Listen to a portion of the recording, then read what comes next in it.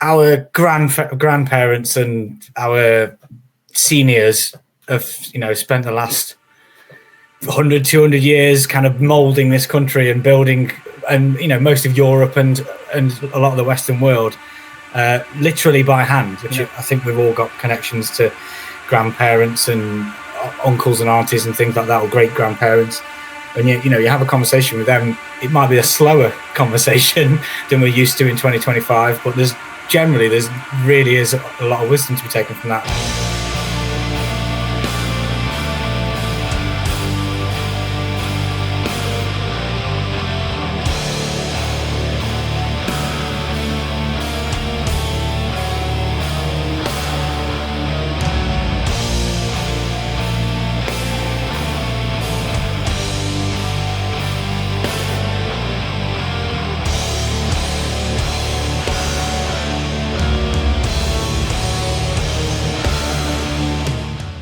Greetings, Legion, and welcome to episode 260 of Into the Necrosphere. This week, returning to the show for the fourth time, AV, the frontman, the founder, and the main man of the UK black metal band Abduction. They have just put out a fantastic new record called Existentialismus that was released on Candlelight Records on February the 21st.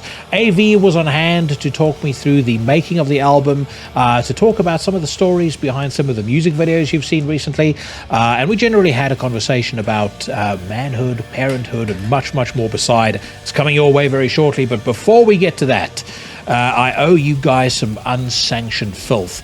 This week, stepping into the spotlight is the band Strixskog, coming your way from Pennsylvania.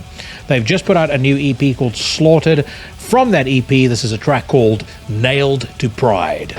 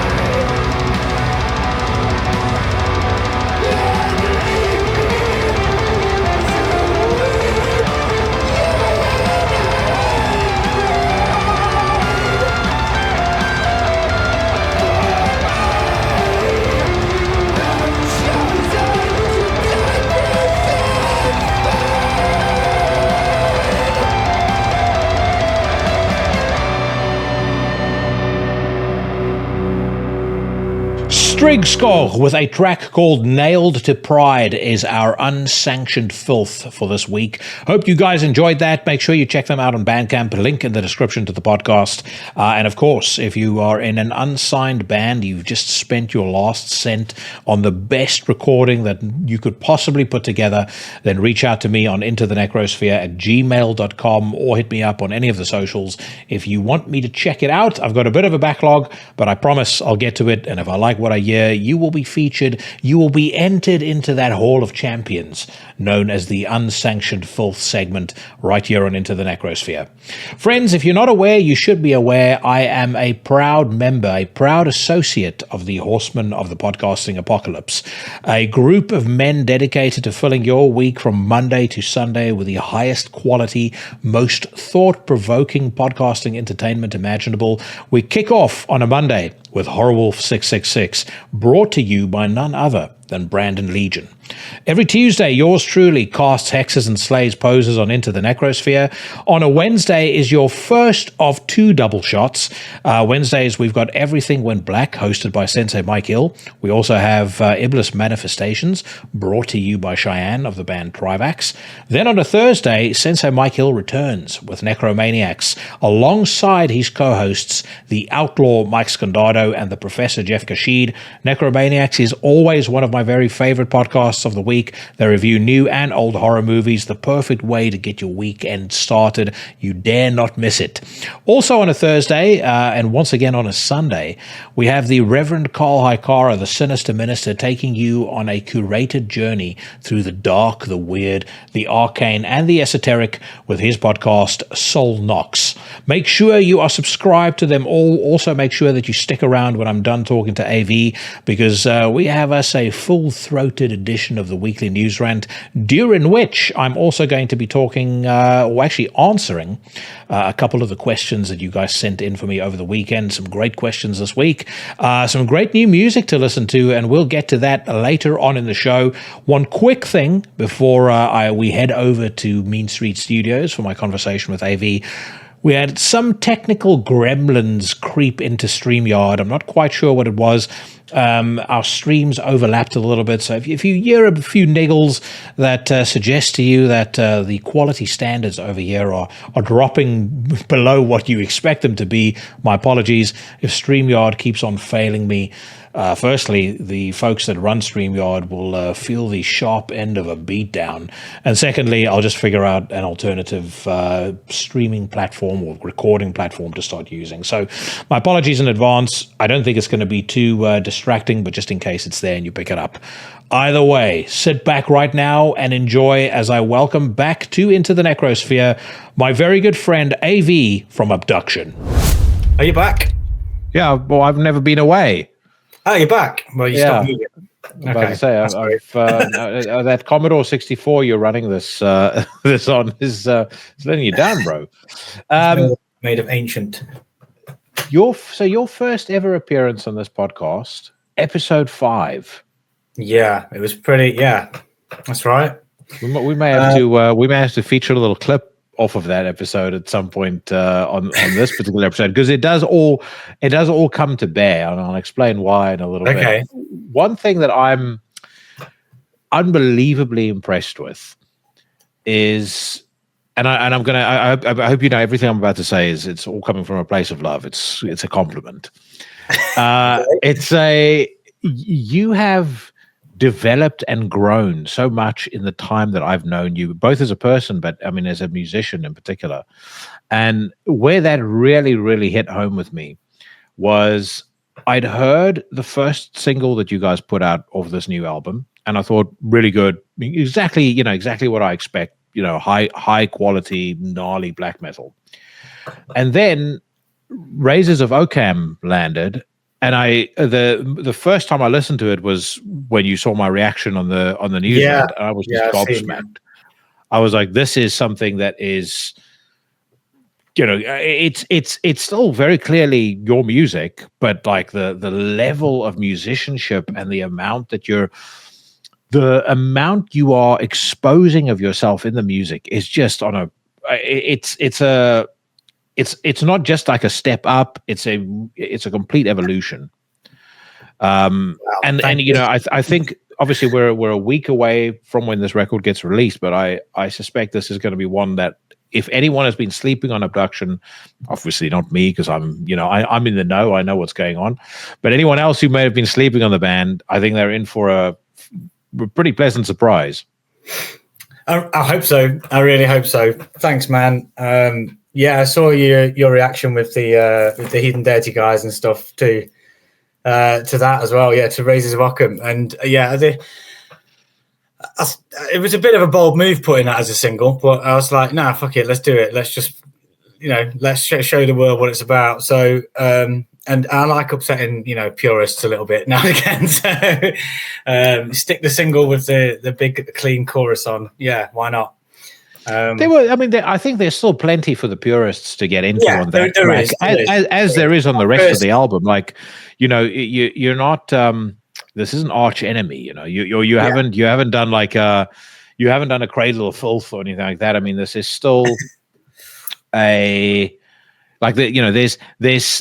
still a rawness to it and a gnarliness, and even your clean vocals, I would say, there's nothing that's lame about it. I want to talk to you about that in a second, but you really I didn't realize you had this latent talent for clean vocals, mate. And I'm hearing that. I'm going, why the fuck has he not done this more often? Yeah, I mean, well, I've always played guitar and sang in one way or another. So I've been playing music since I was very young. I didn't start off screaming when I was young, and shrieking in my black metal fashion. But so yeah, I mean, it's just an extension of what I felt needed at the time, and that's. Like you say, exposing yourself, I suppose, is, although it doesn't sound great, it's probably an accurate term. I want to sort of lay it all out. These are very real kind of themes and human themes around this album, which are a bit more tangible, and they're just real. They're, a lot of black metal is theatre, and kind of very often is put on and drawn from somewhere that isn't. It's kind of fictional almost. It's a fictional world, and that's partly what we love. But I just sort of pushed against that a little bit this time, and just went, no, let's just do what needs to be done. Sing about real things. Make it that's to me is kind of more true than corpse paint and Satanism. Not that there's anything wrong with corpse paint and Satanism. I fucking love that shit. Don't you dare, mate. No, but it's not. I don't need to do that. So yeah, that's why it's like kind of an existential crisis, and it's very human and very centered around the self, which is the complete opposite to most of the early stuff. Which is more kind of spectral and spacey and out of this world in terms of its themes and its presentation and stuff. So yeah, so it's kind of come full circle, if you like. That process of exposure, though, with the clean vocals, it's something that I think is. I mean, I think the clean vocals is just a byproduct of being that, increasing that level of honesty on the record. Yeah. But did you go through the same process that I have spoken to other clean vocalists about going through, where it's harder than people probably realize, being in the band room for the first time, or even sharing with bandmates, hey, listen, this is some clean singing I've just done. Aaron Stainthorpe, when he was on the podcast way back, said to me that the first time he did any sort of clean vocals in the band room with My Dying Bride, he pulled his shirt over his head because he just couldn't sing otherwise. Yeah. And I've heard of other things too. Is it weird kind of taking that leap forward? Because, as an example, Jack in your band, I know, he's a stern man. You don't want to be a pussy by him. Yeah, he is a very stern man. I mean, it's bold new frontiers, isn't it? And there's always a trepidation around those sorts of things. But I just get done what needs to be done, and those guys they're all amazing. So I can't fault them. I don't really have any fear that they would turn around and be like, what the fuck is this? You turn into a bitch, bro. Yeah. But if they did, then they'd be ousted. But no, but we're all still here, so it obviously wasn't that much of a problem. It's just a natural progression for me, I think.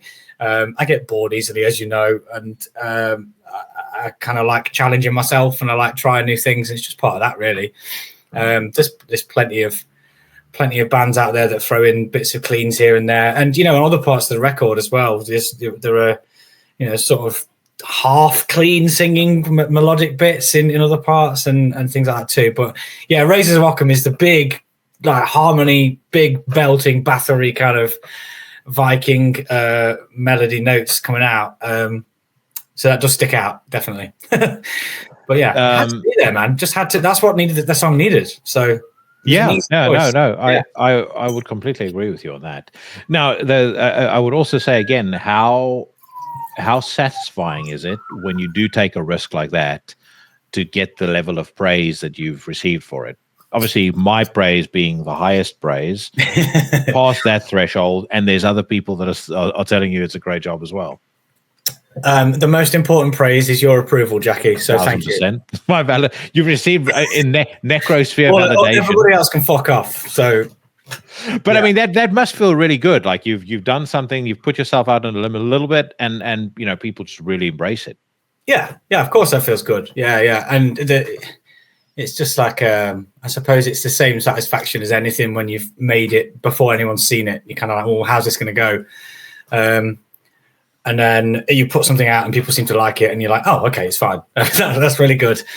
I just have that, but maybe ramped up a little bit because it is a direction change a little bit. I mean, if anybody's listening to this conversation and hasn't heard that song yet, they're probably kind of thinking it's completely different to what it is. Like it's just kind of, but in terms of Abduction, it is a big departure, I suppose. But yeah, like I say, it's just what the song needed at the time. It just just had to be melodic, and there's nothing wrong with that. For folks that haven't heard it yet, no, it's not. You're not trying to pull a what is that fucking shit band, Neon Demon or something? That I think it's the dude from Spirited Rift's attempt at sounding like Typo Negative. It's definitely not. You're definitely not trying to sound like Typo Negative.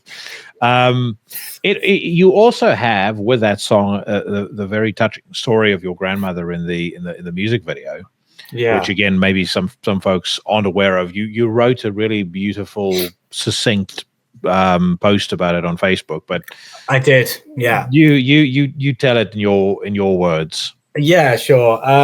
So, I mean, that song "Razors of Occam" is obviously the title is a kind of a play on the Occam's razor language. Our grandparents and our seniors have, spent the last 100, 200 years kind of molding this country and building, and most of Europe and a lot of the Western world. Literally by hand, like the house. There's a line in the Razors of Occam. It's like the house in which you stand, mortar made of flesh and bone, and just kind of wanted to pay tribute to all that because it's something that we just don't have in modern society. As you know, we spoke before. I work in education, and I see the younger generation, and they just don't have any resilience or any kind of grit. Generally, obviously, there's plenty that do, but there's generally speaking, there's a on a longer term trajectory. There's a definite at a macro level. There's a lack of grit. Yeah, absolutely.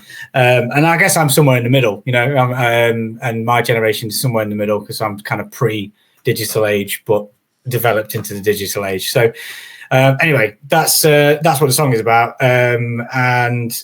Just that wisdom that you can get from old people, which I think we've all got connections to grandparents and uncles and aunties and things like that, or great grandparents. And you have a conversation with them. It might be a slower conversation than we're used to in 2025, but there's really is a lot of wisdom to be taken from that. So when we came to do the video for that song for ideas, it was like, well, let's do let's do something where my nan grew up. And I have this picture. I haven't shared it yet or anything because I might use it for something yet. But it's a picture of my nan at about 7 years old, just sat on a horse, a white horse, and the backdrop is the barns, like this L shape of this barn, and that's the farm where she grew up. So that's like her as a child. And I very nearly used it in the artwork this time around, but I'm kind of saving it for something else. But that sparked off this whole idea of the video. So we got my friend Holly to play a young Nana in a kind of period piece type thing.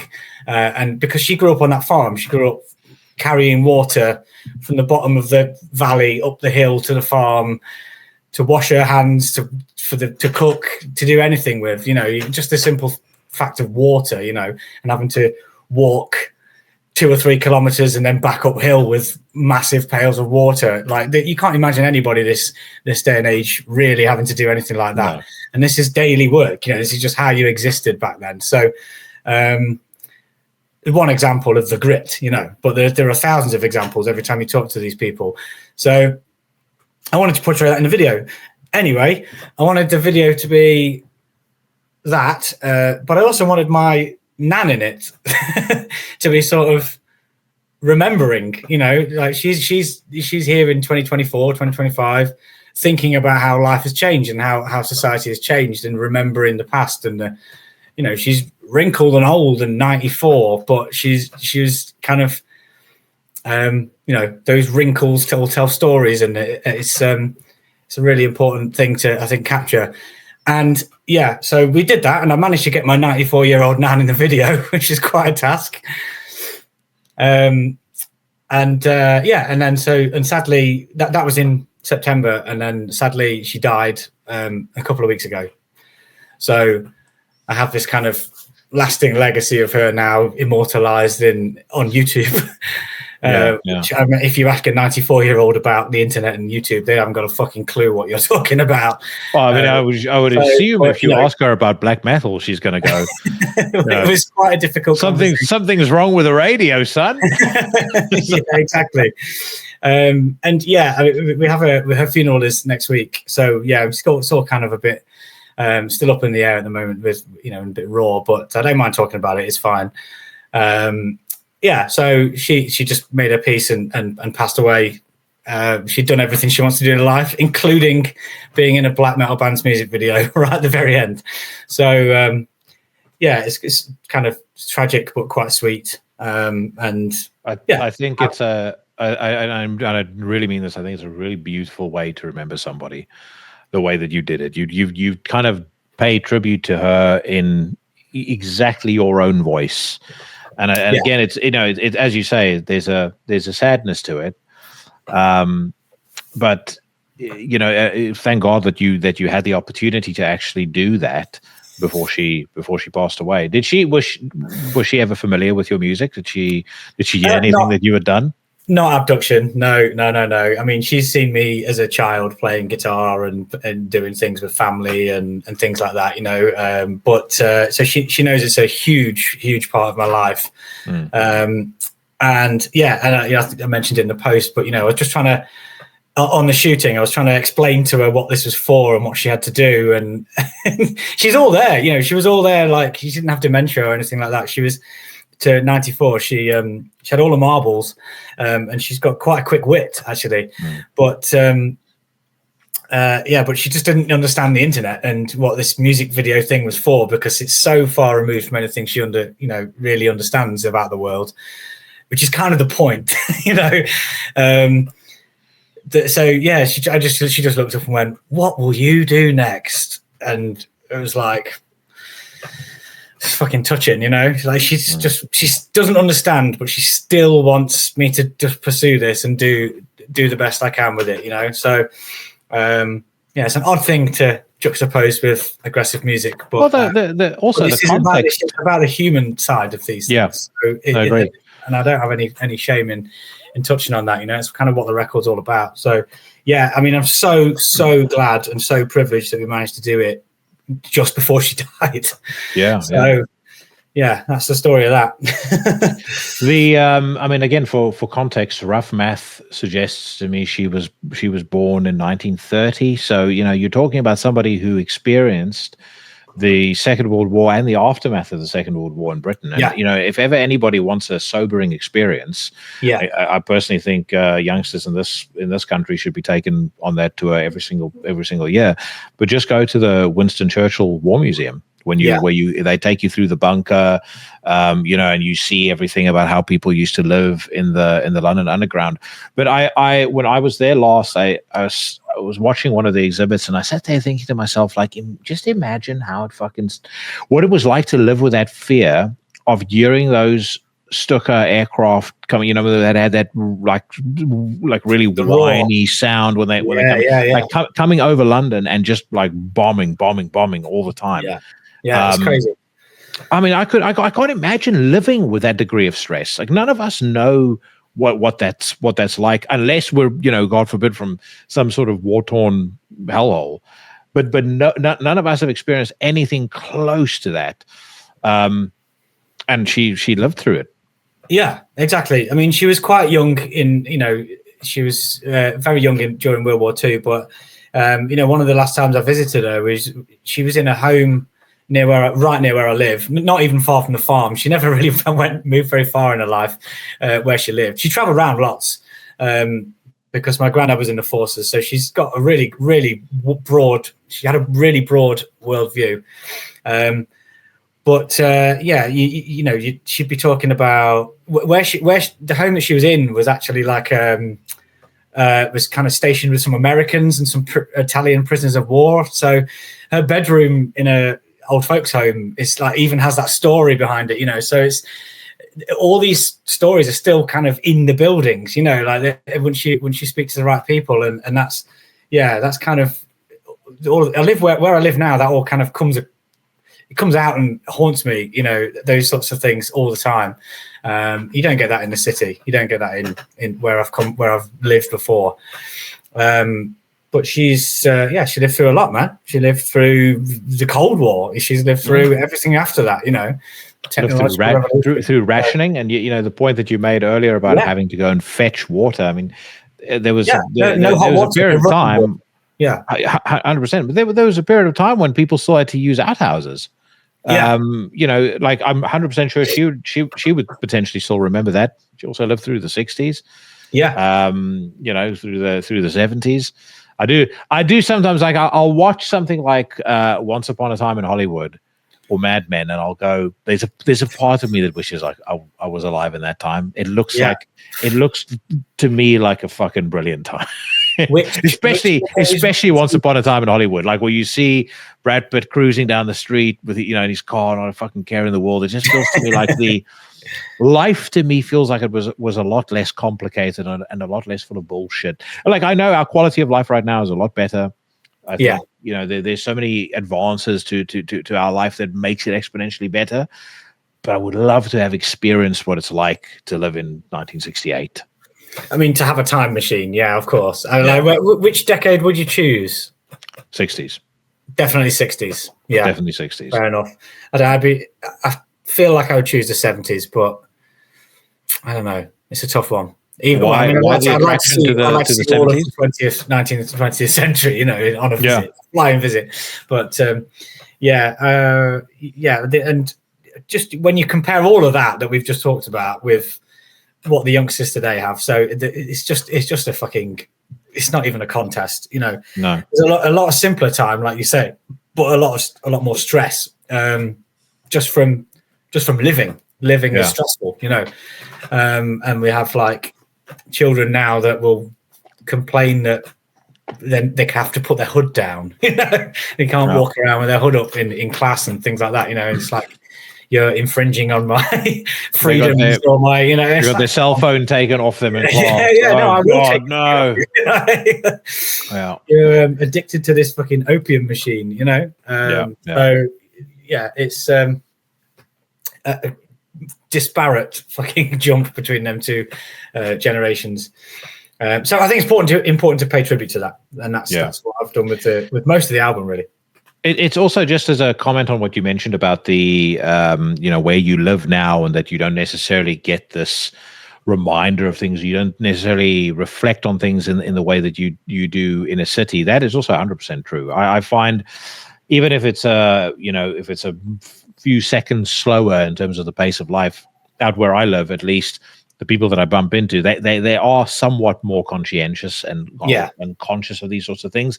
You're in the sticks, they will still celebrate things like, I'm trying to think what the recent one was. They do celebrate historical events, historical landmarks.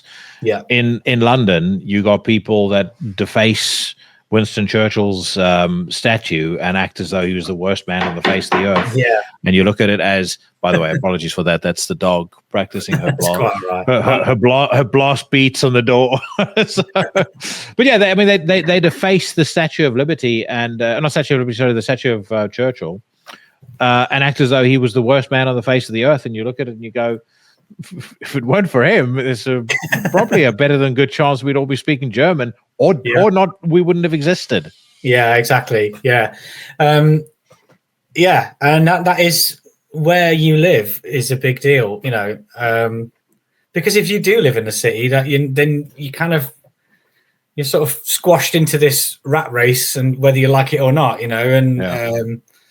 and life is faster but more throwaway and disposable, and I guess stressful, but stressful in a different way. Not stressful in a resilience building sense, more like a constant panic and fear of your neighbor doing something stupid, and you're going to get some kind of negative consequence, or theft, all those kind of things. Those are real things for people in the city, and that's what I was for many years. It's only recently I've moved away. But yeah, you moved out of the mean streets of Derby, and I think you'd done that just around the time that we had you on last. It was around then. Yeah. Say again. So where you live now, how big is it? Like, what's the setup there? Is it like a village? You live in complete isolation, like a real black metal band? It's not a real black metal. No, it's pretty black metal. It is a historic mill town. I won't say the name because people are weird about that. But it's a historic celebrity now. I don't want people looking me up. I don't want stalkers. So it's a historic mill town on a kind of a main road between north and south, and I'm not out in the sticks. There's a Morrison's down the road, and there's all the local amenities. I don't need to carry water up the hill from the well, but but just having that green and that space, and life being a little bit slower, and a relative safety. So it doesn't bother me if I accidentally leave my car unlocked at night. There's a strong chance that it will be absolutely fine in the morning, probably for a week. I could leave it, and that's just not true in the city. Any city really, and I've been afforded the kind of privilege of doing that, of escaping, and it's turned things around, and I've kind of turned the pace of life around a little bit. I'm from here anyway, so all I've done is move back. It's kind of a homecoming at the same time. Okay, so it's not like it's a big jarring change for you. What was the catalyst that made you decide that Derby had seen the last of you? You've been to Derby. Dude, yes, I had been to Derby, and after we'd spoken to you, Paige and I went to the shopping centre around the corner, had some dinner, walked back so we can watch the bands. It's 6 p.m. at night, and it's not a bad shopping centre. There's fucking people sitting in circles shooting up crack, like middle of the day, like families walking by like it's nothing. Yeah, I've seen sites here in London, but that was just I couldn't believe what I was seeing. It's like, what the fuck's going on in this place? Yeah, I mean, this is the Midlands. You got this is a death of British industry. You live rough. You live raw. A few years on, Yeah. You've got historic towns like where I live, where things are kind of a bit touristy, but not really, and people have generational wealth there. I don't, but I happen to live there, and it's still a nice place. But anywhere that's in the kind of Midlands that is a former mining town, or of some steel industry, that sort of thing, like Sheffield and up that way. Anywhere like that is just a fucking shithole now, and there are lots of reasons for that. For 80s Thatcher, there's a whole argument there. I don't really not qualified enough really to argue about, but the death of the industry is a large factor in that, because people just kind of slip down the ladder, and then they have kids, and then they slip down the ladder, and then they have kids, and then before you know it, they're shooting crack in the streets. So. I don't think a lot of people realize when they come to the UK that this is it's not a rich country. We might be in the G7, but we're not. The best description I've heard of the UK is the UK is a very rich city attached to a very poor country. Correct. Even countries where cities and the rest of the country where regeneration has taken place, like Manchester. I mean, you venture out slightly in Manchester, and you really will hit the fucking mean streets. I remember driving through Manchester for the first time, and I took a wrong turn as I was driving through the center of town. Drove into a neighborhood that was a complete fucking dump. And I mean, I know dumps because I'm from South Africa. So I've seen the darker side of life in the figurative sense.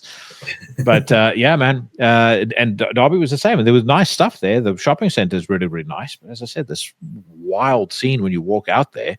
Yeah, people are just shooting up crack like it's nothing. But was it just therefore a culmination of stuff that you decided, okay, I've had it, or was there like a particular catalyst?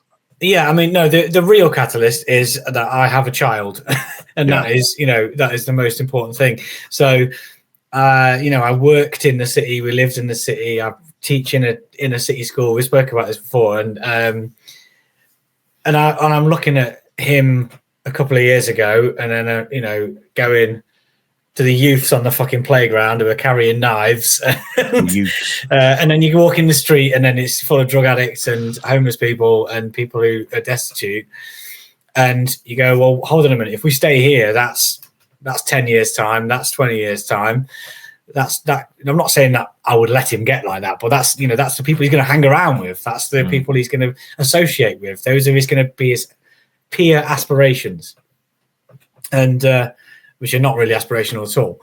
So you have to protect your investment, and a child is an investment, from the father sense. So it's like, fuck no, we're not doing that.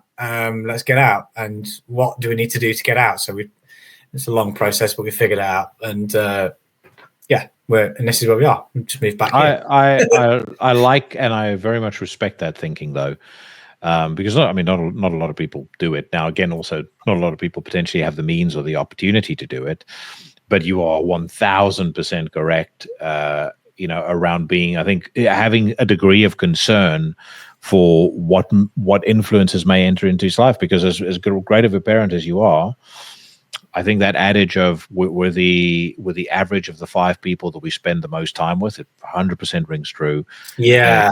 And if you're surrounded by cretins and miscreants and the scum of the earth, unfortunately, some of that's going to rub off on you. Yeah, well, it's a high chance, isn't it? You're talking numbers and probability. Like, there's a high chance he will go in that direction, and despite whatever parenting you do, as soon as he becomes a teenager, he's going to do the opposite of what I say. So here's a question: Have you seen a change in his demeanor and in his behavior since you've moved out of Derby? I think he's too young to notice it at the minute. He's 10, but he still goes to school in the city, so he's still got his friends at primary school, so that's important, because there's lots of statistics about moving schools at certain years and stuff, and obviously I know a bit about that as well. So we decided to keep that as a constant, but he will go to secondary school back here where we are, and then we'll notice really if there's any difference to the answer to your question. But yeah, I think he's he's just a couple of years young at the minute. But 10 years is, I said this to someone else the other day. I think it might have been with Cheyenne. About to say, better not be anyone other than Cheyenne, because you're allowed 2 avenues for interviews: this podcast and Iblis Manifestations. Yeah, nothing else. So 10 is a good milestone. You look at it and you go, 10 years ago we were going, fuck, there's a baby. What the fuck do we do with this? And I know you know what that feels like. So, and then I'm now 10 years on, and you kind of go, well, where do we go from here? So, you're looking towards the future, and it wasn't recently that we moved; it was a couple of years ago. But it's getting to that point, and you go, what are the options going to be? Nah, not good options. Let's move. And then I wrote a fucking album about it. So, well, you say 10 years old is young. My daughter is 10. She blows my mind with what she knows, what she talks about, how much insight she has into stuff. Yeah, and she's quite smart as well. Like, she'll play dumb on certain things consciously. And I've said to her afterwards, like, I said to her, like, you always have to remember, like, you're my daughter and you are extremely similar to me. So I can read you like a book. Like, I know when you're doing certain things. I can tell when you're lying. Yeah, like, not even just lying. I just know when you're behaving in a certain way because you can't be asked to do something, so you just want people to leave you alone, so you just act dumb or whatever the case may be. So, I know all of those things, but yeah, I'm very. As much as it was a complete drag, her mom moving to Shropshire and being, upwards of about 150 miles away from us. And, now, especially as she's gotten older, I actually can't see her every second weekend anymore because she's got friends and she's got activity and stuff over the weekend. So it's just, it's too disruptive. Yeah. I still say, thank God it happened, because, and I don't know if I said this to you in our last conversation, but I remember me and her mom, when we were together, we were living on the outskirts of Luton, which particularly for my American friends, think of the biggest anus of American society and multiplied by 60. That's what Luton is. I stood in a KFC to get dinner one night, and I remember looking around, and I thought to myself, if Meadow had grown up in this place, I would be in prison before she turns 12. I just would not. I wouldn't tolerate these fucking people in my house. Yeah, wouldn't tolerate these people anywhere near me. At least where she is right now, she's surrounded by decent people. As you say, it's safe. When she comes here, I mean, we live even more rural than what she lives. She'll go to a larger high school, and I've ensured that she's street smart. She's seen all the essential life training movies: Predator, Alien, Aliens. Had her watch Alien Romulus with me the other night as well. So she's geared up for life of success. Yeah.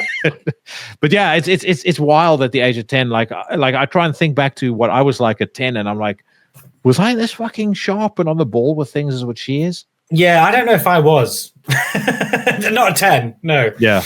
But yeah, the 10 is the milestone, man. It's a good milestone because everybody knows what 10 years feels like. And yeah. How does he feel about how does he feel about his dad's music? Is protecting your investment, Jackie. That's what it sounds like. Oh, mate. No, without a doubt, mate. I've got plans. She needs to, because I can't stand for prime minister. So because I'm not British born, she has to become the prime minister so I can wield power in the shadows. I dread to think what that would be like. It's gonna be rough going for a couple of months, mate, for a few people. But then what people will realize eventually is like, oh man, there's just far less traffic on the road. So, it feels a little quieter in town. I can breathe. Nice. It's, those people that you were saying about pulling their hoods up and pulling their hoods down, you won't be seeing any more of that. Now, tell me something. Your son, how into his dad's music is he? Not very. Really? He's very into music, but so he's got an interest in quite a deep interest in anime, in Japanese stuff at the minute. Okay, which is something I know absolutely zero about. I didn't even watch Pokemon as a kid or anything like that, so I got like no reference point really. But it started off as reading, because it's an anime book is a comic, but it's it's a book that thick, and he's reading it in a night, like, because it's mostly pictures, but he's smashing through the text, and his reading comprehension and his reading age is going like this. So we encourage that, and then so he's into anime, and then there's a whole culture around, if you're into anime, you're into the anime music, and this is like kind of a little subculture, much like black metal is. And I'm learning this as I go, because I don't really know much about it. But it was really interesting to me to delve into that, because he knows, he won't search for artists on Spotify. He'll search for opening theme number 3 from Attack on Titan, or opening theme, closing theme number 7 from whatever thing he's watching. And through that, but the byproduct is he's becoming into music.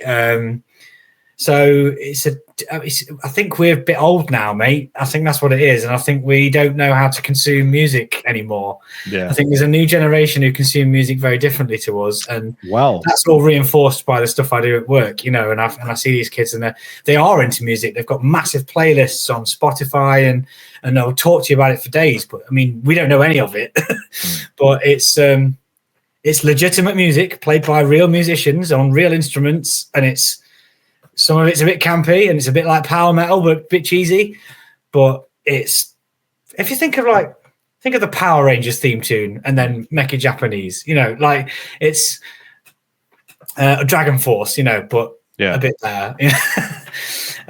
So it's rock music. It's Japanese rock music, but it's a link to the anime stuff, and that's really interesting, because again, that's another thing that's like making me feel old, because I'm a music collector. I'm an avid music consumer and a collector, and suddenly there's this whole thing that's consumed in a completely different way. It's not vinyl, it's not albums, it's songs from a show, but the dedication and the fandom and the kind of culture around it is exactly the same as a subculture of music, like black metal or death metal, if you're into that, or or any other subgenre, really. It's quite fascinating. So he doesn't like Abduction, but he does like Japanese power metal. He'll come around eventually. Funny you mentioned about the consumption of music, though, because about 2 months before Christmas, Meadow announced in the car, "I'm into vinyl now." And I was like, fantastic. Since when are you into vinyl? I want to buy myself a Melanie Martinez vinyl, because Melanie Martinez is now her big thing. So I've bought her a record player, which she absolutely loves. Bought her 5 vinyls, much of it garbage, but I snuck in a Chelsea Wolf vinyl in there as well. Nice. But I've said she seems to really have taken to it, and I have said to her, look, if you keep on collecting vinyl and you keep you keep down this track, you're never going to have a hi-fi like your father. But I will, for your 13th birthday, we'll do something a bit better than something you can aspire to be like that. A long way off. You're going to get something a bit better than the £150 job that you got at that I got you at HMV. But I mean, I think the hi-fi thing potentially comes from, I used to take her with me to hi-fi shows when she was young. Yeah. And she would literally like sit there on her laptop reviewing the rooms that we were in. And she, again, she's got a pretty reasonable insight into stuff. She's like, this sounds good for this and this and this reason. That's great, man. That's really good. You know what you're talking about. 10, right? She's 10, like Eli is. She turns 11 in May. Okay. Yeah. Yeah. I have a New Year's Eve child. So. Oh, really? Yeah. Midway through the party, or your partner is telling you, we may need to go to the hospital. Different kind of New Year's Eve for the last 10 years. But I think that's great. And I think we have to get him into something like that. I'm just pleased he's into something, And like you say, it's only a start. He's only 10. When he gets to a teenager, maybe he'll be like, did you know my dad is in a fucking black metal band? And then showing off to his mates. Or maybe he'll just never mention it because it's cringe. We will. It remains to be seen, doesn't it? But I don't. I think I think I could understand if you were in. Let's try. I mean, I do think that the new Cradle of Filth much of the previous stuff is verging on cringe. There's a couple of other black metal bands where I could think of, but I think the last thing you could say about Abduction is that you guys are cringe. Good. I mean, I obviously I was a huge fan of All Pain is Penance. Yes. Really big fan of Black Blood. I thought Black Blood was a great step up. And by the way, both albums featured in my favorite albums of that year. And with this record, I just really feel like the step that you've taken forward is mammoth. So the question that I've got for you, number one, I mean, there's a 3-year gap year where normally you're a pretty fast worker. Yeah. What is the gap down to? The gap is down to we've played quite a lot of shows. Actually, that's a big part of it. We've played quite a lot of shows in between Black Blood and now. Lots of little tours and some European tours and things like that. So we've been fucking all over the place, which slows things down. A couple of member changes in the live band, things like that. But I mean, we recorded, that's a new thing. We recorded the album in January last year, right at the start of January. We did it in the kind of New Year's Eve holiday kind of thing. Yeah. Last year. So it's been on tape for quite a while. And as you know, like you say, I like to move really fast with things, and an album a year, that would be my thing. So I'm kind of really fucking frustrated that it's not out yet. But there's a couple of things. So it's just a combination of we've been busy, which is great. A combination of change of the guard at the label and things as well, which is sort of taken a little while to get going. But that's all moving smoothly now, and that's really good. What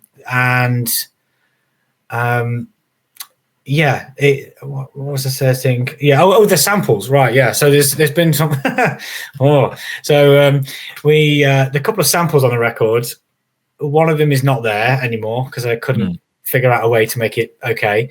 And the other one is the start of Truth is as Sharp as Sword as Vengeance. The little to and fro between those two people are two friends of mine. It's Kai from Ante Inferno and my friend John. And what that actually is before was a sample from of David Lynch interviewing Harry Dean Stanton.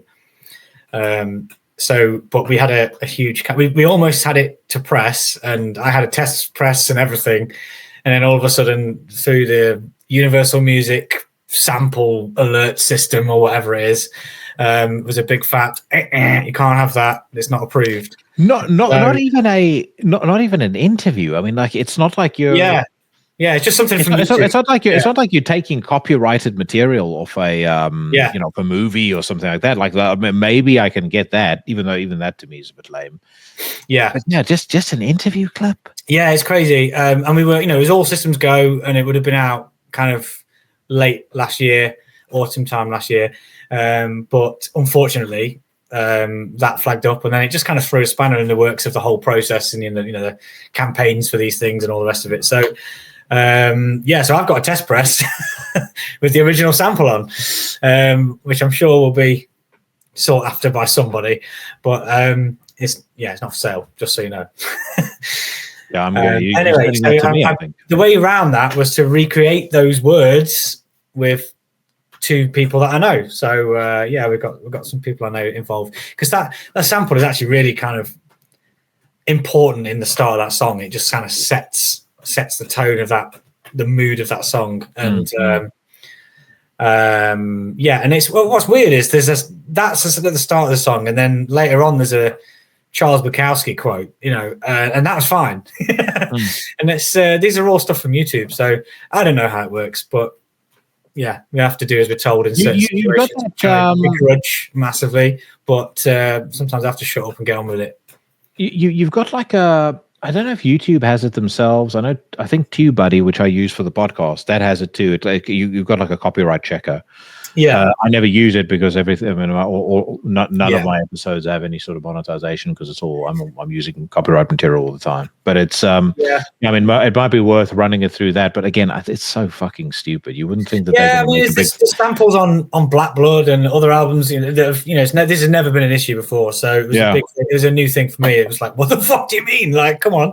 Because you're rising above the parapet now, mate. You're barely underground. Yeah. Whatever. So that's the reason for the delays, I guess. But Cheyenne put it perfectly the other day, and I'm sorry to cross contaminate here, but he said artistic blue balls. It perfectly describes how I'm feeling now. I'm rushed off my feet, but it's not out yet, and it's a weird feeling. I can see what you mean. You can cross contaminate all you want, by the way. Did you watch our cross contaminated episode that we did the other day? I haven't seen that one yet. No, I haven't seen that one the other day yet. No, with you and Carl as well, isn't it? Is it you? Oh, it's you, Router. It was me, Router, and Cheyenne. Yeah. Yes, I know. Fucking such a fun episode. Yeah. And Cheyenne, I mean, I've said it before, but Cheyenne's one of the people that if I had to hang up my boots as far as this podcast is concerned, I'd be very grateful for the friend I've made. I speak to him a lot. So he's a good homie. I consider you a friend as well, mate. Yeah. And as I said, I on that note, let me quickly show you something. Go on. I found a clip of our first ever. What's the name? Now, bear in mind the cancelable Burzum T-shirt that I had on. I completely forgot about that because I used to have Jackie. That's problematic. Can you say? I'm about to say I used to have a philosophy T-shirt that I wore a lot. So, but anyway, let's hit play. I didn't pick any particular thing. I just randomly hit something. But let's hear.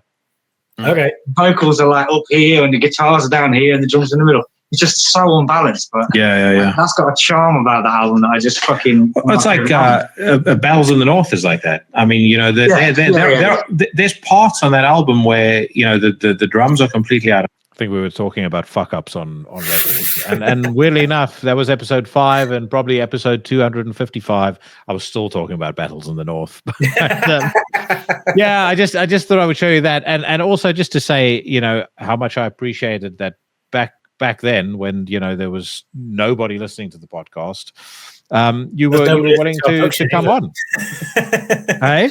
There was nobody listening to Abduction either.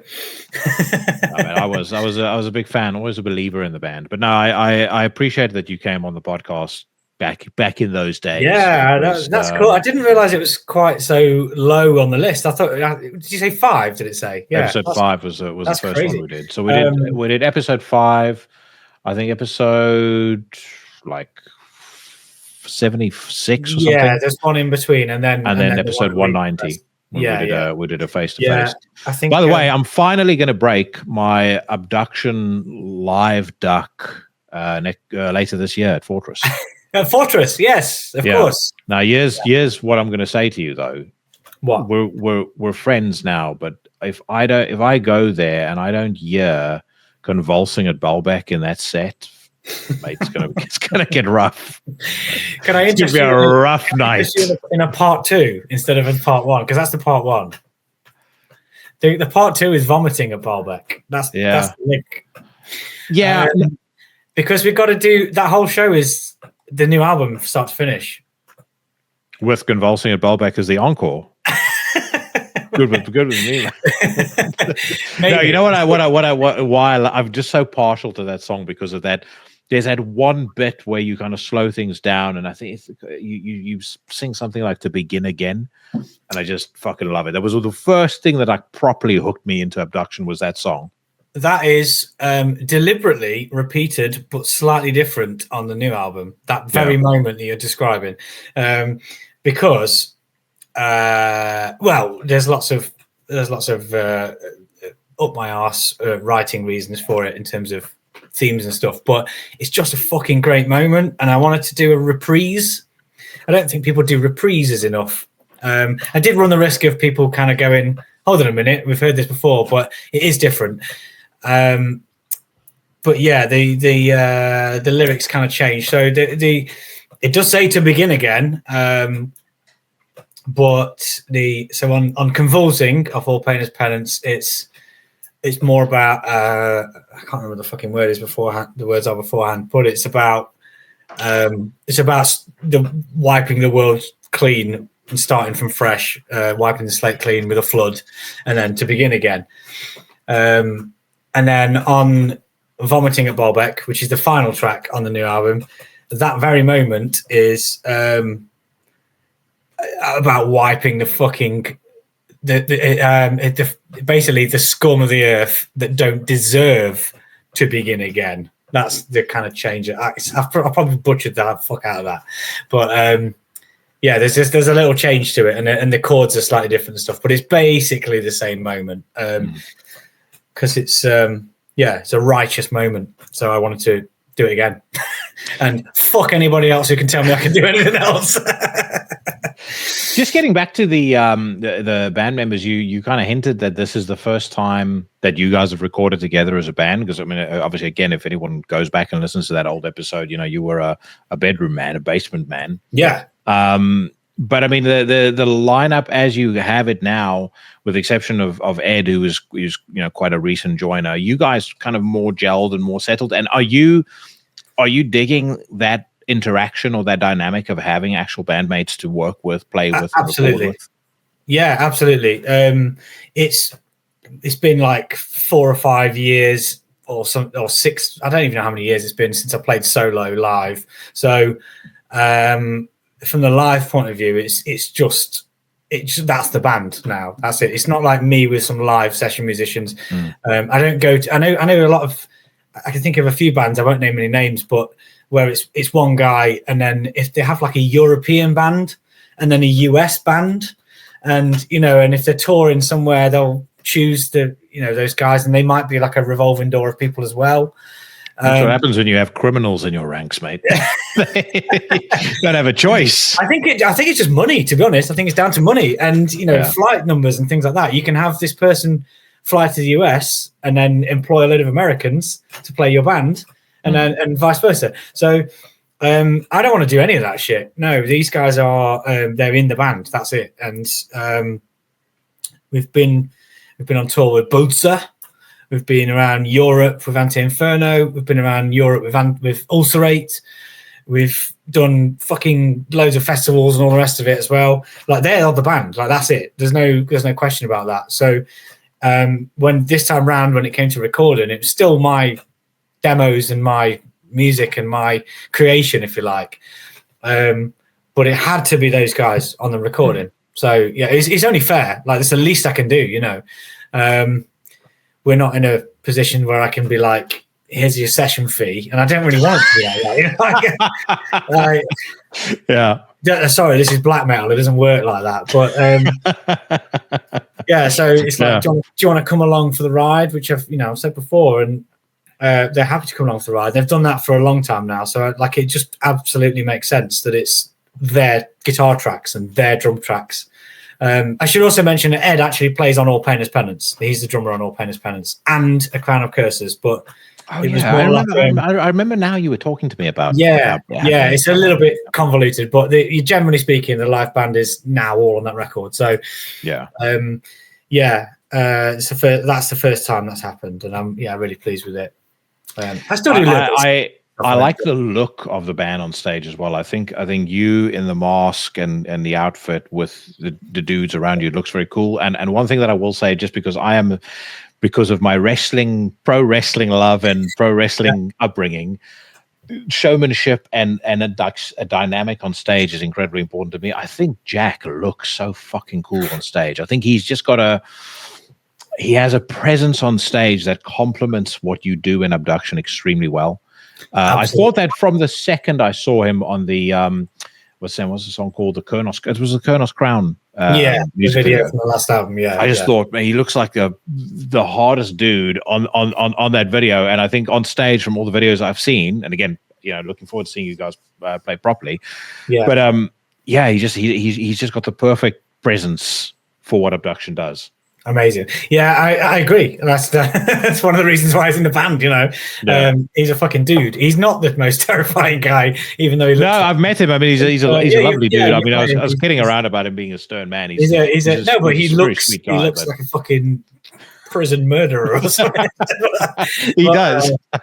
No, he's great, man. Yeah, they're all amazing, and they've all been helping me out for the last few years. So yeah, it had to be. This was the time. It's like, well, come on, guys, you need to.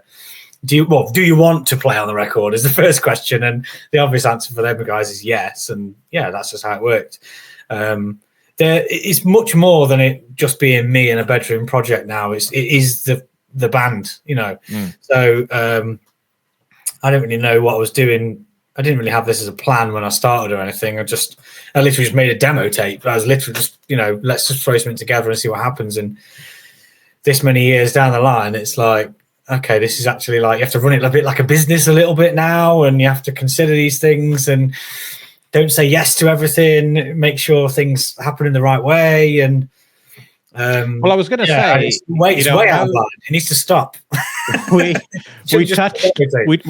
touched on the trappings of being on a bigger label in one of the times that we spoke. I mean, this is now I think second album you guys have put out with Candlelight. Yeah.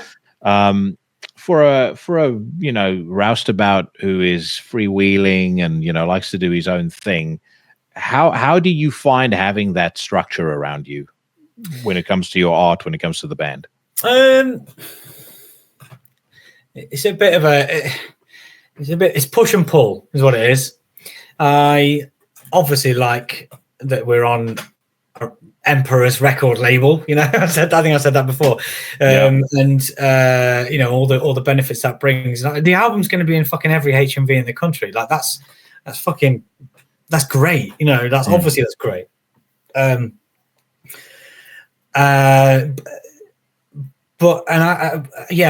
want to be free to do things, and I am free. They don't put restrictions on me. I make the album I want to make, obviously, but it can be like sometimes the structure of it and the order of things, as you can probably tell by my disdain for the delays in getting the record. This is why I asked the question, because I could sense what would the right word be? I could sense an unease. It's been a lot of changes there, so it's kind of circumstantial, really. So it's no one's fault or anything. When it delays what I need to just get out, what I'm like, then I'm going to get frustrated with that. So there's been a little bit of push and pull with that. They still have it's all in good faith. Yeah, they still have a pretty decent roster as well. Just having a skim over it as we're speaking. I mean, they've got Apsu, they've got Atavist, Blasphemer. I think those are like alumni bands mostly. The current kind of black metal roster is us, Infernal Sea, Deatus, Winterfilleth, of course. Those Necronautical as well. So there's kind of a charge of UK BM there. But yeah, I mean, I don't know. We'll see what happens with They've got Ishan on here as well, but he's not identified as alumni. No, Ishan is on that label. Yeah, currently. I think. Have you met him and let him know, Jackie? No, I haven't met him. We tried to get him to produce the album. Really? Yeah, we tried. Yeah, it just didn't work out with timings and stuff. I mean, I didn't speak to him directly. This is through the label. It didn't get to the point where we were kind of sharing ideas and being all creative and what we need to be. It didn't quite get there, but because he's basically, I think he's just a bit too busy with whatever he was doing at the time. Was he willing to do it though? Like he was willing to? Yeah, I think the idea. The message I got was he loves the music. He's really into it. He just doesn't have the time. So. Take from that what you will, but that's a nice message to receive. So, for our meeting, I'm going to break his kneecap. How dare you? big time, my friend. So, I mean, it's mad that I'm even in those conversations, you know. So I was about to say that would be surreal. I mean, I have my thoughts on his solo material, but I still get goosebumps when I hear In the Night Side Eclipse. Yeah, so the legacy. Yeah, 1,000%. I mean, we used Torre Sterner instead.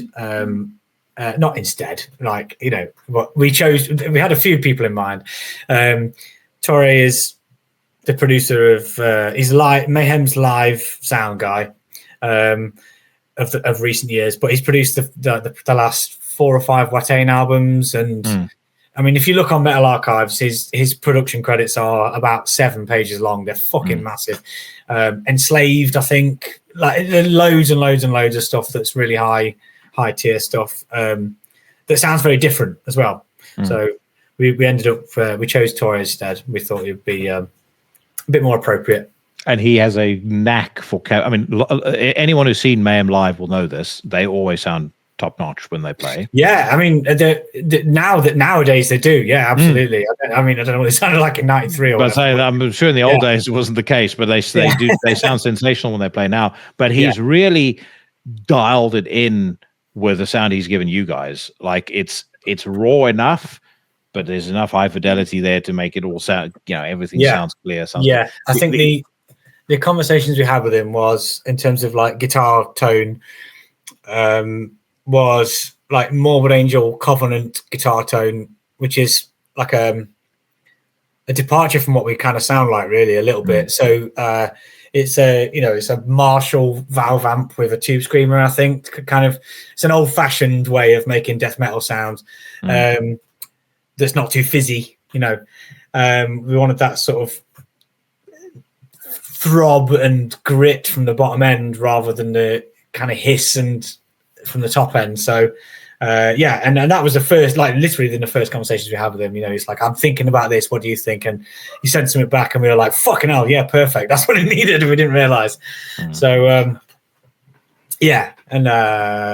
there's he's just a joy to work with, to be honest. He's he obviously gets it. He's obviously got history.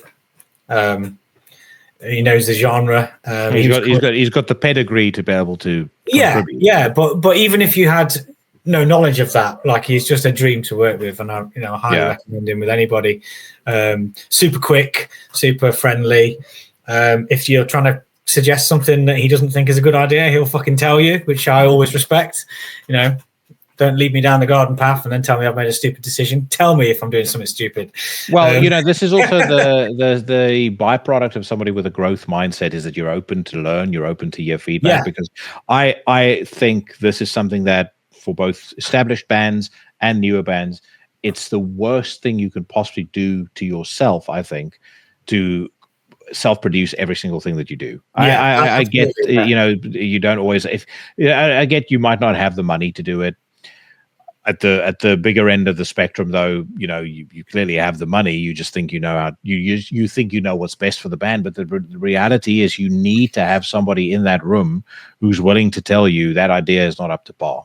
Yeah, I mean, we have a kind of an underlying philosophy with me and everybody in Abduction, which is no egos, and obviously performance is a separate thing. But like, we don't have any egos, and it's crucial for me to have a second opinion on something, because I've worked solo and I've worked to the point where I've gone, I think I'm happy with this, but fine. But it just needs a little bit of back and forth with somebody. It doesn't even need to be somebody who is a high level producer or someone you're paying or anything. It just needs, at the very least, a second opinion, just to get some perspective on things. And this is the same for most things, isn't it? Most projects and ideas. It's an external, informed, objective opinion. From somebody who's not afraid to share it with you, because I think this is what happens with a lot of the bigger bands, is everyone that's in their orbit becomes yes men, yes women. They're too afraid to tell them that something isn't any good, because they're afraid that the money faucet gets turned off. But I have heard rumors actually that with you, it's no egos. Right. I think I think we got our lines crossed there for a second, by the way. Yeah, I lost you for a second. Did you lose me? No, I didn't. But I think the streams got crossed. Okay. StreamYard can be a little weird that way. What I was saying was, I've heard word on the street that it's no egos in the band. When you're rehearsing, it's no clothes. Nothing but the mask. You guys say we get as close to nature as we possibly can. yeah. I mean, I'm trying to encourage an existential crisis as much as possible. So, and what I need to do is Jack's wiener.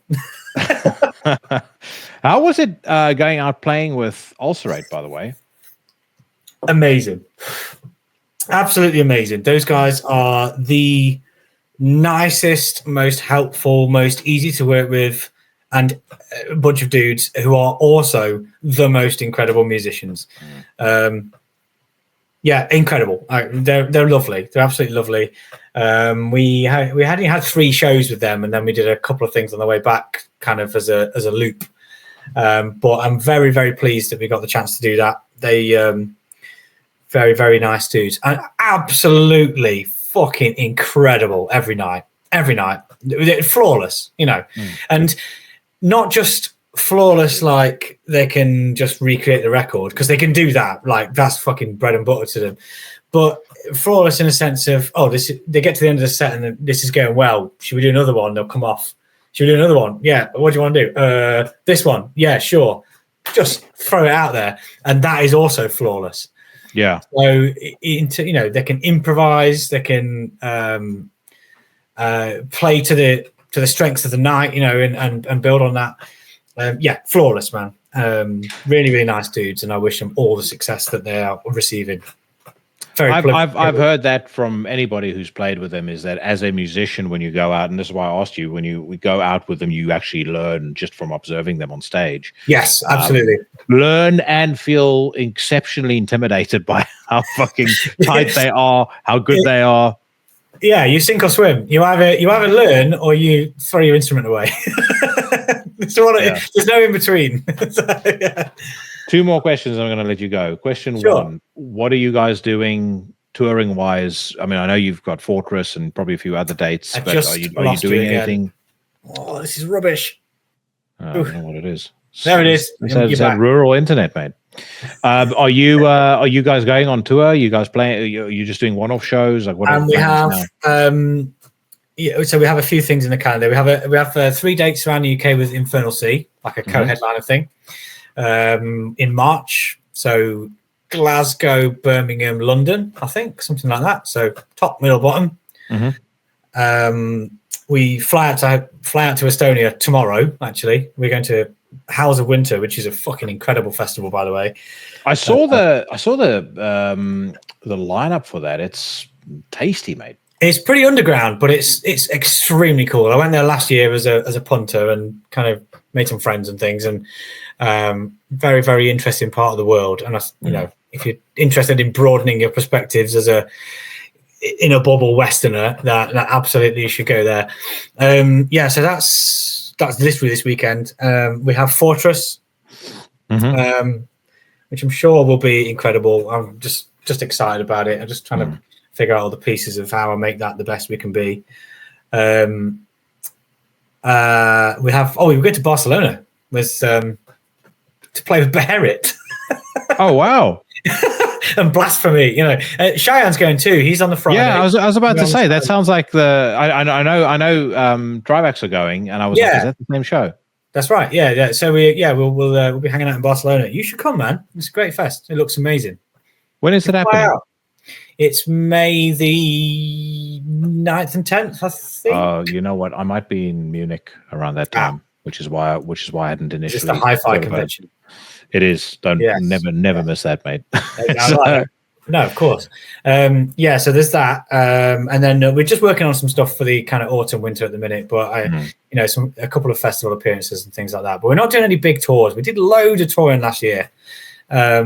Loads of club shows, loads of midweek shows and things like that. And we did really well out of them. But I just can't be bothered to do them again, man. If you don't want to do it a year later, you want to have a little bit of time in between them things. So that'll be the time in between for those things.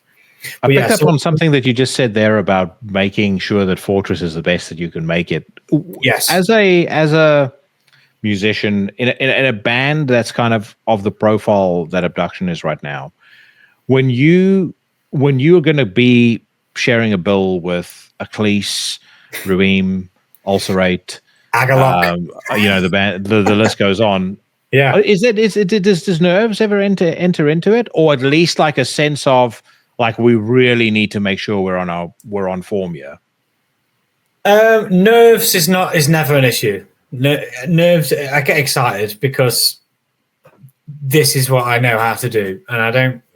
Work is work, and real life is real life. But there's always this bit of me, so just get excited that I get to do the bit of me. Ask me after Fortress. I will. But that'll be the first time properly that we've kind of played it all the way through the new album. There may be some nerves there, but I'm quite good at kind of channeling it into excitement. I'm quite good at that.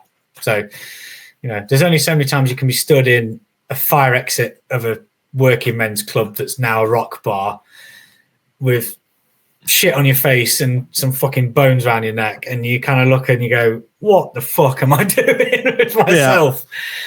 I'm over that now. I'll just get on with it. That just on the topic of that Fortress lineup, I mean, I'm just scrolling through it again now. It's fucking nuts. It's mad. Absolutely nuts. I don't think there's anything black metal wise like this that has been hosted in the UK to date. Correct. Nothing. No, that's it. There's nothing like it. And we spoke about before when we were at Reaper Fest about Fortress coming up. I think. Is that right? Or did it just happen? No, it hadn't happened yet. It hadn't happened. No, I think it was a year. Yeah, it was just before. So we were talking about this big grand idea he had, and I wasn't sure if he could pull it off, or no one was sure. He wasn't sure if he could pull it off. Yeah, absolutely. There's a demand for it. So long may it continue. 100%. Yeah. Fucking final great. Question.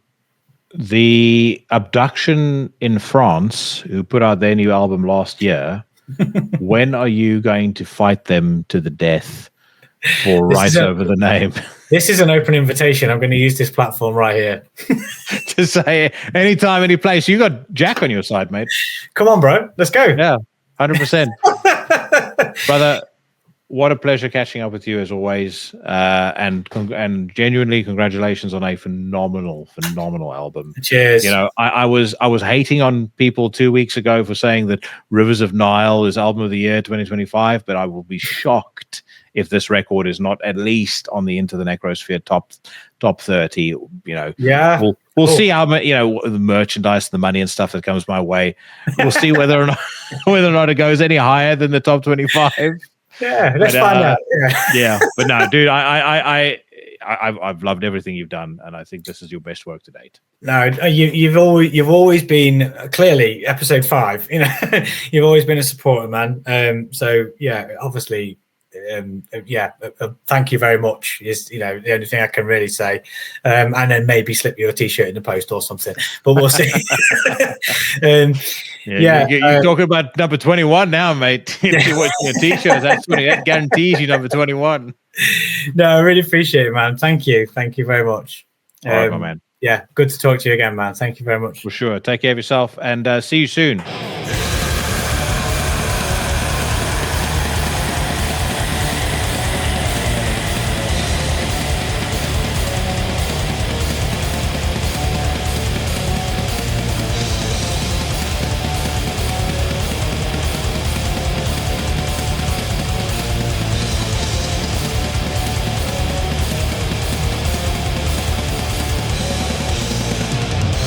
One essential condition of human existence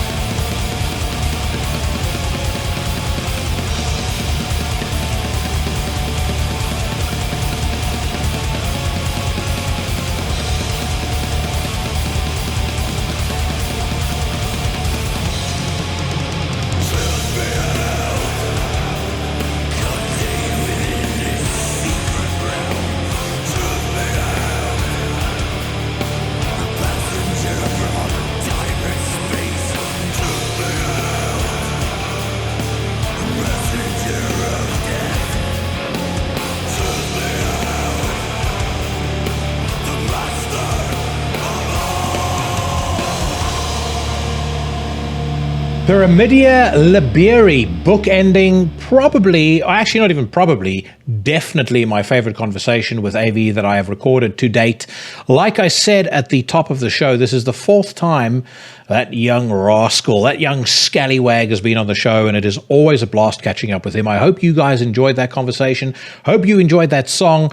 The album, absolutely extraordinary. You know, I was busting his balls a little bit there at the end, but I would be very, very surprised if this is not at the very least a strong contender for the top 30 of 2025, maybe even the top 20. Who knows?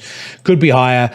Magnificent album. Make sure you check it out on Bandcamp. Make sure you let AV and everybody in the band know who it is who sent you if you buy yourself any music or any merch. I myself will very much be looking forward to seeing him perform live at Fortress Festival in July. And if you do happen to catch me there, come over, say hello. Maybe we can have a beer or two as we watch Ruim, Aclise, Abduction. There are a ton of great bands performing at that festival, and that's certainly one thing I'm very much looking forward to as well. Now, one thing that's been high up on the anticipated list that also dropped this weekend was the new Scour. Scour, of course, featuring that dastardly villain Philip Anselmo on vocals. His black metal project now signed to Nuclear Blast. Their new album, Gold, absolutely fucking slaps. And if you haven't paid any attention to it, it's time for you to buckle up, sit back, and take this one in. This is a track called Devil.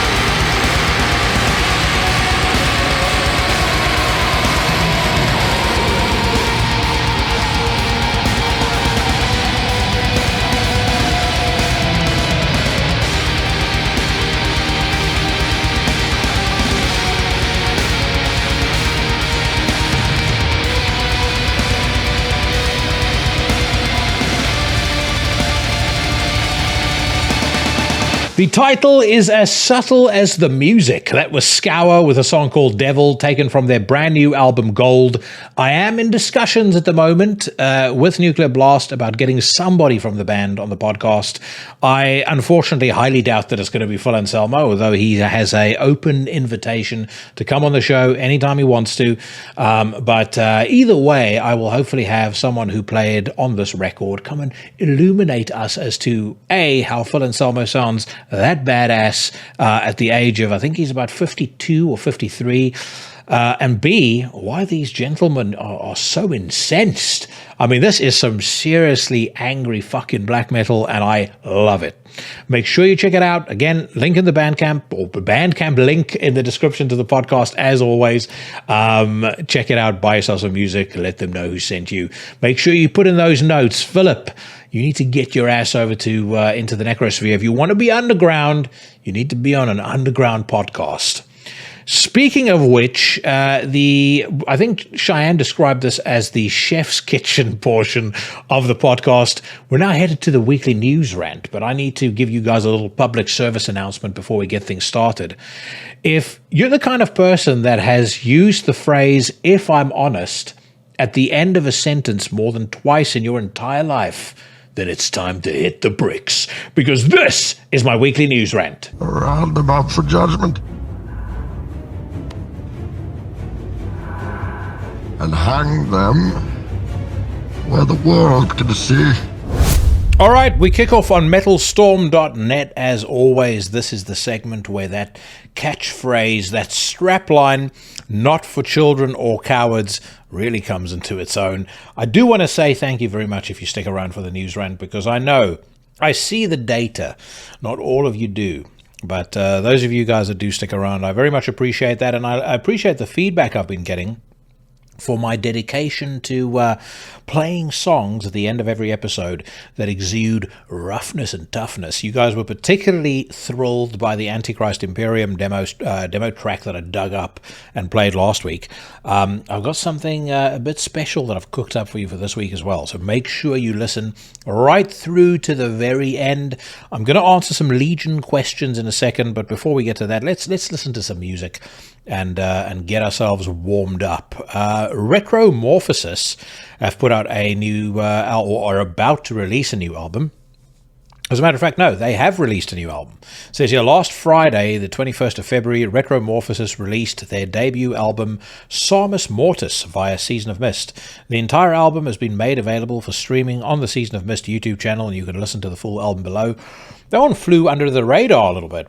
As a matter of fact, I don't even think I saw any emails flying around where this was announced. I may well have missed it, but looking at the lineup, there are some serious heavyweights in this band. You've got Dennis Rondom, formerly of Spawn of Possession and Visceral Bleeding. You've got he's on vocals.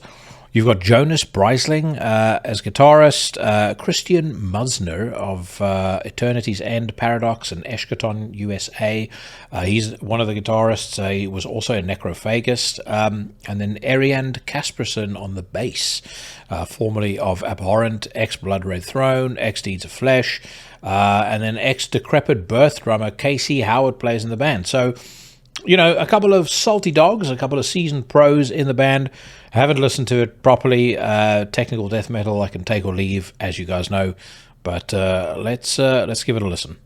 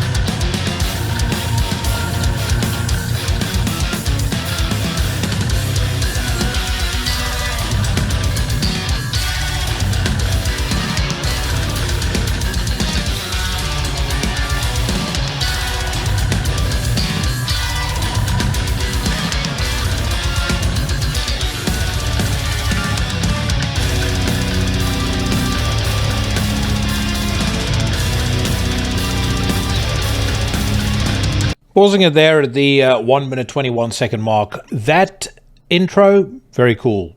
You know, I like the keyboards, I like the atmosphere, I like the buzz and the vibe. Then you've got this whole fucking wanky avant-garde jazzy bullshit that they inundate us with. And then once that is finally done, we get back to the good stuff. So far, you know, I'm just going to say overall it doesn't sound like anything that I would be particularly interested in. Probably why I didn't receive any emails about it. But I mean, there's absolutely no question that the guys in the band, you know, they know their way around their instruments. Their pedigree alone would suggest that they really know their shit. But, you know, I don't listen to music to hear how well somebody can play an instrument. Many of my favorite albums feature people whose ability on their instruments, at least at the time of the recording, was pretty questionable. And if I want to hear super technical death metal, I listen to Werewolves, by the way, whose box set in Coffined, you guys really do need to check out. If you've been sleeping on Werewolves all these years, A, it's a fucking disgrace. B, I'm shocked you're even listening to this podcast. But C, now is the time for you to change that. Get hold of that in Coffined box set. It features all 5 of their albums that they've put out to date, as well as the death metal EP. So well worth owning. But anyway, I'm going to get back to this. But I can tell you this much, it does need to get better, because as things stand right now, I'm not overly blown away. We were listening, in fairness, to an intro track. So I'm going to jump to about the middle of the second song. Let's hear what we're dealing with.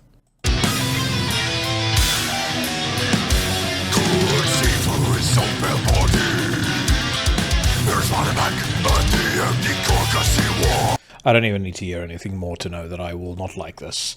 I hate those kind of broken, as I said, staccato, jazzy riffs. It's just not for me. You know, when it comes to death metal, I want groove, anger. I want either just outright chaos and violence, Vital Remains style, or I want, you know, the snarling, menacing fucking aggression of Diabolical Summoning by Sinister. I've been absolutely overdosing on Like an Ever-Flowing Stream and Indecent and Obscene by Dismember recently. I actually went back and I listened to Eaten Back to Life by Cannibal Corpse the other day. Holy fuck, I forgot how good that album is. You know, that's the kind of stuff that I like. Modern day, I mean, again, we've spoken about it at length on the podcast, so I don't need to go into it in any detail. But that is not it. Sylvain has confirmed a European headlining tour. Now, I'm not the biggest fan of Sylvain, and normally I would just give Sylvain a skip. But I bring this up because I don't know whether I've told the story. A few weeks ago, I was invited to an affair at a formal affair at the Norwegian Embassy here in London. Basically, a bunch of media folks and a bunch of people associated with the Inferno Festival and with Beyond the Gates got invited to like a wine and snacks evening. And as part of the evening, Sylvain performed 4 acoustic songs. I think it was 3 or 4 acoustic songs. And she performed, obviously, for a very small audience. She's got a beautiful voice. I very briefly spoke to her. She seems lovely. Again, you know, not exactly my kind of vibe, but it's quite nice to be an audience of, I think there were probably about 30 people there watching her sing. During the very last song, and if you're not watching this on YouTube, you'll need to head over to YouTube to see the photo that I'm about to share. But during the very last song, what I can only describe as a walking fucking box of curly fries, day-old curly fries, marches into view and decides that it is appropriate for him to completely block my line of sight to Sylvain so that he can record her on his cell phone. Now, I do know who this gentleman is. I'm kind of tempted to tell you guys who he is as well and publicly name and shame him. But I don't know. Maybe I'll see. As a matter of fuck it, I'll just say it. It's Adam Segir. He has been in. He runs the Noise Cartel, which is this fucking pathetic, in my view, failing PR agency. Their biggest claim to fame is that they got baby metal on the front cover of Metal Hammer magazine. 2 surefire red flags that you're a total poser. I of course, I wasn't going to tap him on the shoulder and say, "Get the fuck out of my face," so that I can actually watch what's going on with Sylvain's performance. You know, I don't want to make a scene in a setting like that, but imagine the kind of person that thinks that it's acceptable to just come and stand directly in front of somebody. Anyway, all right. Let's move on to some more news. Cancer announce Inverted World full length. It says here the legendary Cancer are ready to return with Inverted World. Their highly anticipated follow-up to 2018's Shadow Gripped, set for release on the 28th of April via Peaceful Records. It was recorded at the Empty Hall Studio in Madrid, Spain. The Empty Hall Studio, of course, featuring Simon of Versio Humanitatis. Phenomenal studio. Cancer, decent band. Here's something interesting I learned about Peaceful Records in reading the black metal book that my friend Dale Patterson of Cult Never Dies put out. Peaceful Records, and I'm sure many of you guys know this already, didn't want to put out A Blaze in the Northern Sky. As a matter of fact, it got to a point where there was a very real standoff between them and the Darkthrone lads. And Darkthrone essentially just said, we'll release the album ourselves if you don't want to put it out. And so Peaceful reluctantly released it. No promotion, no fanfare, no press, no nothing. And the album became the legendary record that it is due to A, the amount of buzz and hype that there was around the Norwegian black metal scene, and B, just word of mouth. So whenever they put out their re-releases and, you know, they claim that Darkthrone is part of their legacy and part of their DNA, it's a little disingenuous because, you know, were it not for the fact that Fenris and Nocturno Culto stuck very much true to their guns, A Blaze in the Northern Sky might never have been released, or at the very least would have come out sounding very different. Which brings me to my first question for this week. Aversia Official has asked, do you think Darkthrone would still be a death metal band if Euronymous never existed?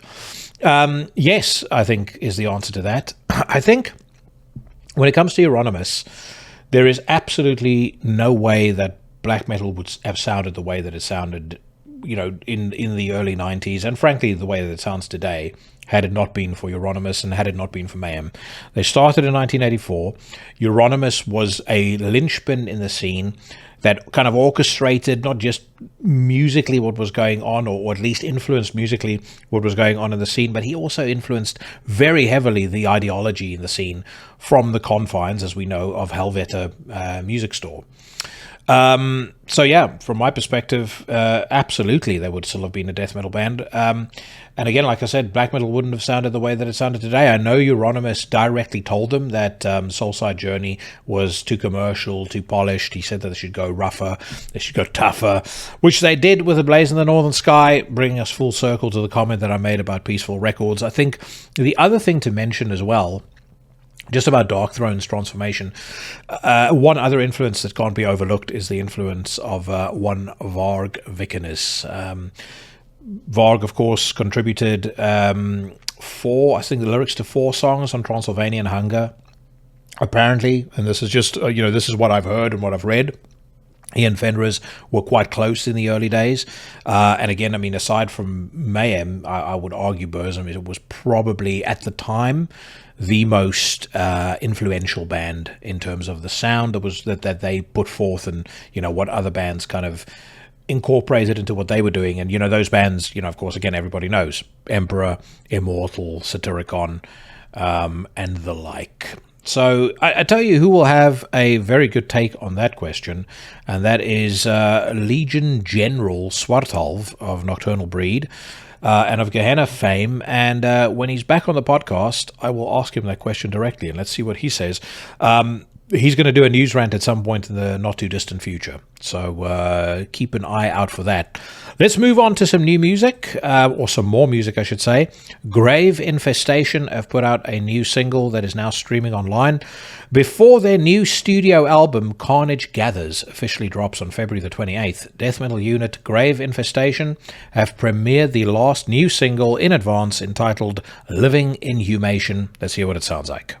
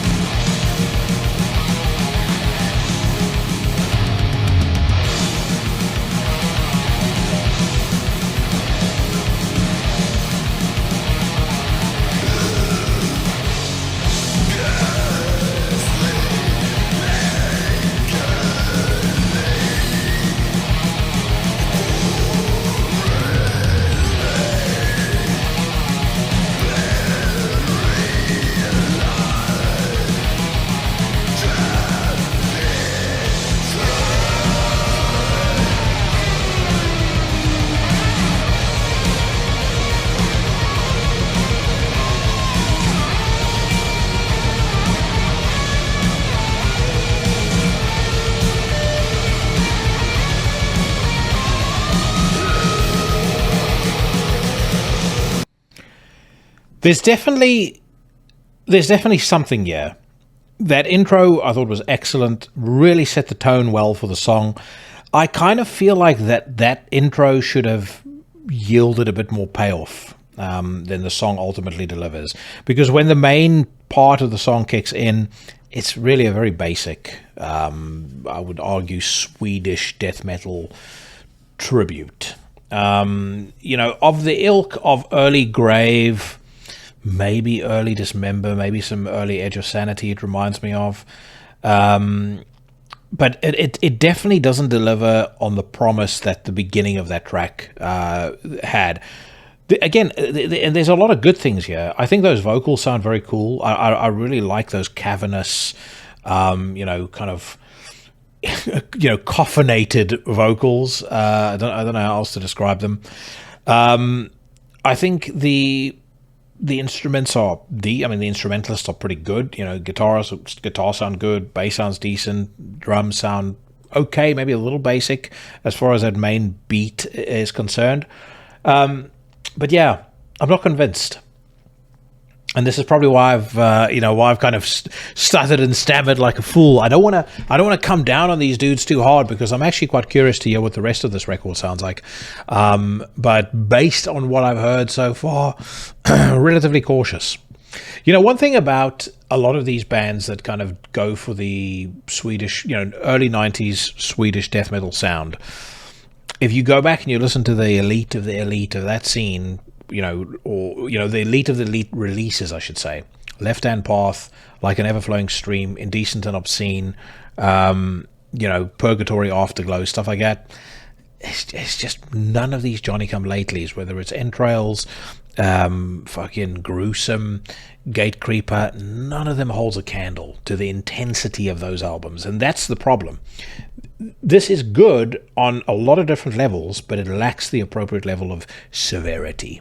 And therefore, it makes the grade only just barely, but no top notch or no thumbs up, I don't think. All right, Crown of Madness reveal a new track entitled Sovereign Blood. On the topic of crowns, let me just say once again, Matteo, whose father is the guitarist in the Crown, Matteo of Sarkator, who was on the podcast last week, what a fucking nice guy. It was actually pointed out to me by Swartolv that he reminded him an awful lot, like he said it was uncanny how much he reminded him of John Nodvite, which I thought was very interesting because he reminded me of John as well. But great dude. And again, glad and appreciative of all the feedback that I had about the interview. I suspect we're going to see that young blood go on to some pretty big things. I just have that hunch. He's one of those people that has that energy where you can just tell there's that hunger, there's that drive, there's that appetite. He's 19 years old. He's got 3 albums under his belt already. He definitely knows what he's doing. So I can only imagine what this kid can achieve by the time that he turns 30. You hope that the similarities to John Nodvite don't extend to more than music, but if he can do, he's not quite there yet, but if he can do something as influential as Storm of the Light's Bane, if he can produce the Storm of the Light's Bane of a new generation, more power to him. I certainly came away from that conversation feeling like the sky's the limit for that guy, and he's it helps that he's such a nice dude to boot. Anyway, let's get to Crown of Madness. Don't really know this band. It says here Sovereign Blood, the newest preview tune from Crowns of Madness's forthcoming studio record Memories Fragmented, has surfaced online. They are released or being released by Transcending Obscurity, and I've got me a soft spot for Transcending Obscurity records, so let's hear what this one sounds like.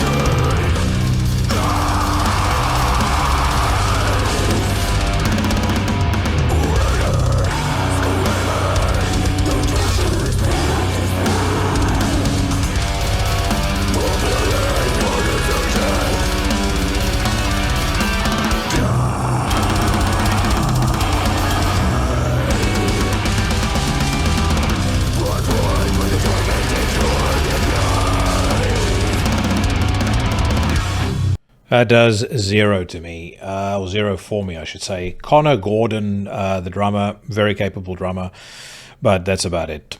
I mean, there's a semblance of something good going on here. You know, the front woman, what's her name? Sunshine Schneider. She can clearly fucking belt out a tune with them pipes, and she can play the guitar and she can play the bass, but there's nothing about this that is inspiring anything other than indifference in me. So, moving on. As a matter of fact, before we move on, let's answer a few more questions. The next one I've got here is from punished.leechik. The question is, thoughts on low tuning or extended range instruments in black metal? I personally think, use the tool that is best suited to the job. So certainly low tuning to my ears, Panzerfaust is low tuned, Achilles is low tuned. A lot of the modern black metal bands are low tuned, and I think it works for them. And more power to them for using it. As far as extended range instruments are concerned, I'm assuming he's talking about like 8-string guitars.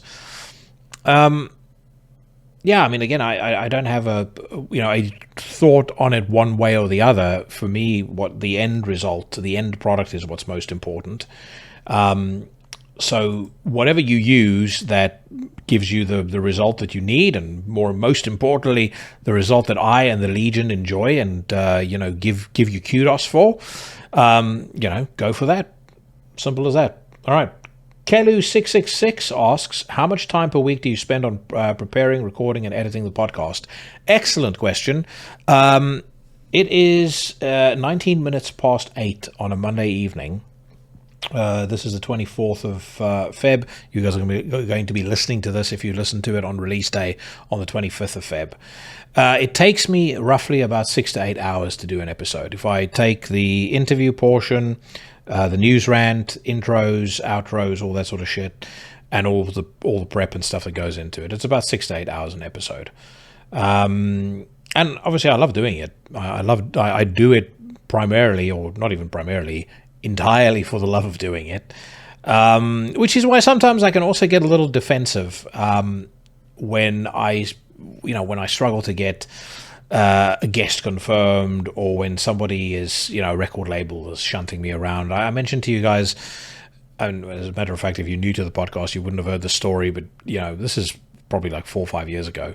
I had an exchange with somebody from a record label once who knew that it was a podcast. The dude actually knows me.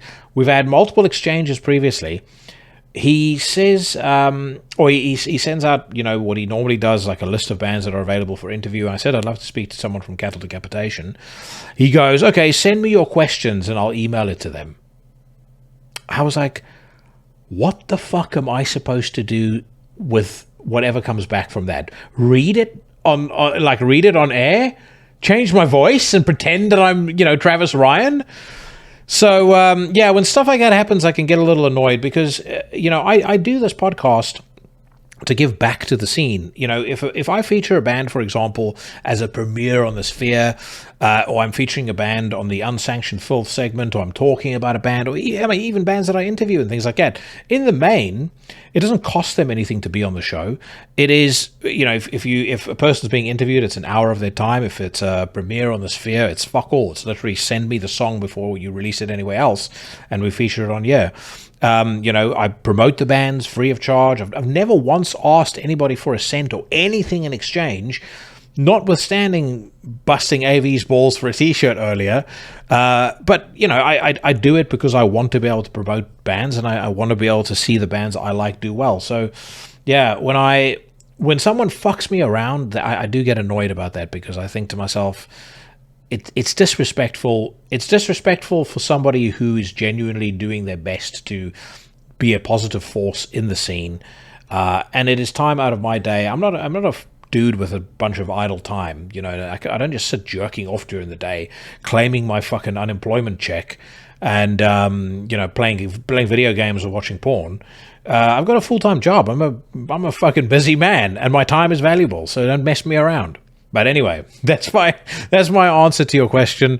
But I really do love doing it. Especially, I mean, the news rant is there's a couple of benefits I get from it, but the news rant is a real way for me to, just chill out, just exhale. So it's a nice way to end the week to do one of these. All right, Ghost Bath to release Rose Thorn Necklace record.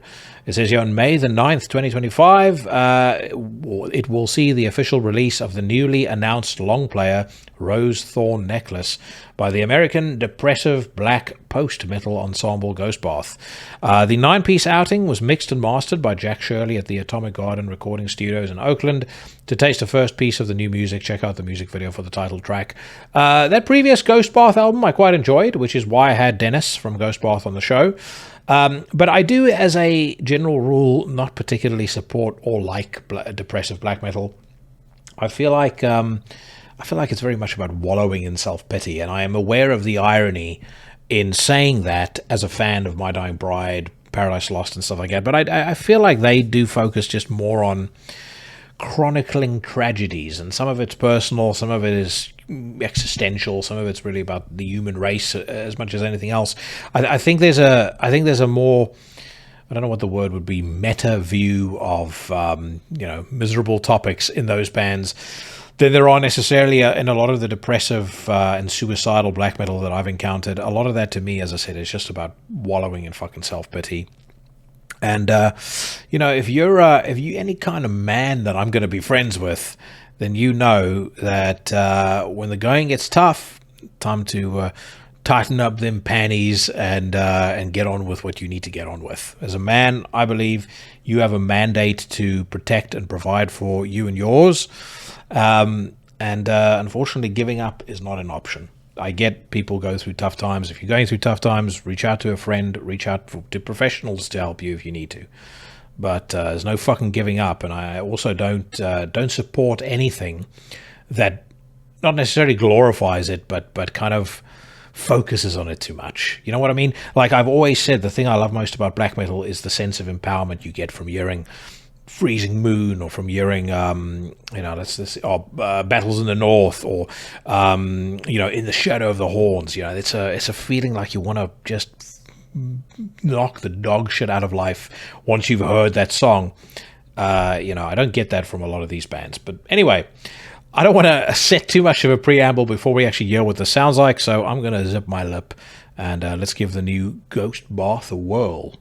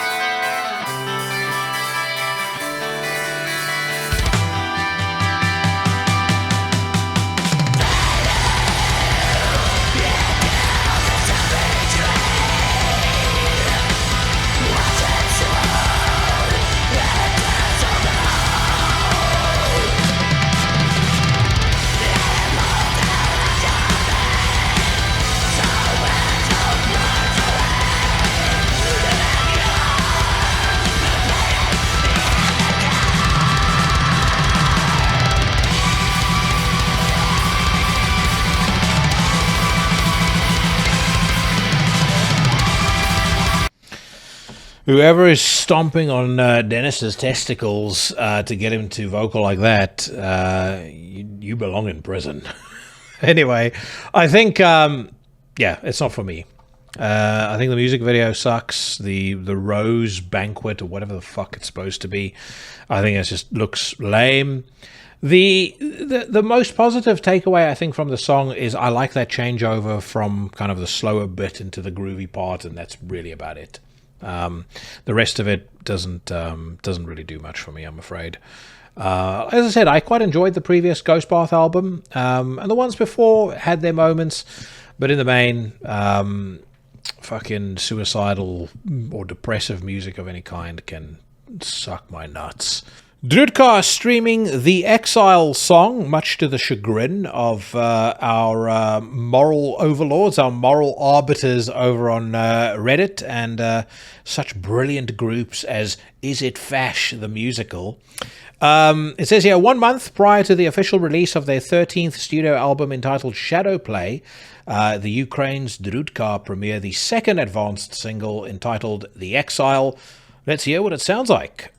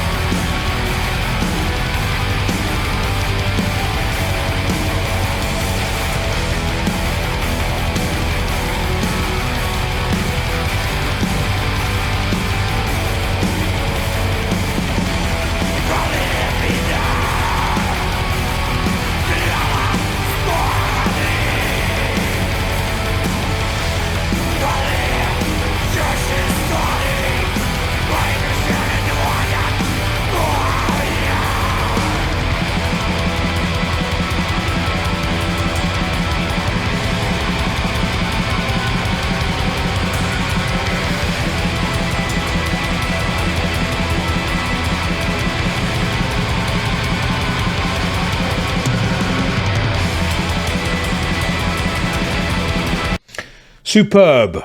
Absolutely superb.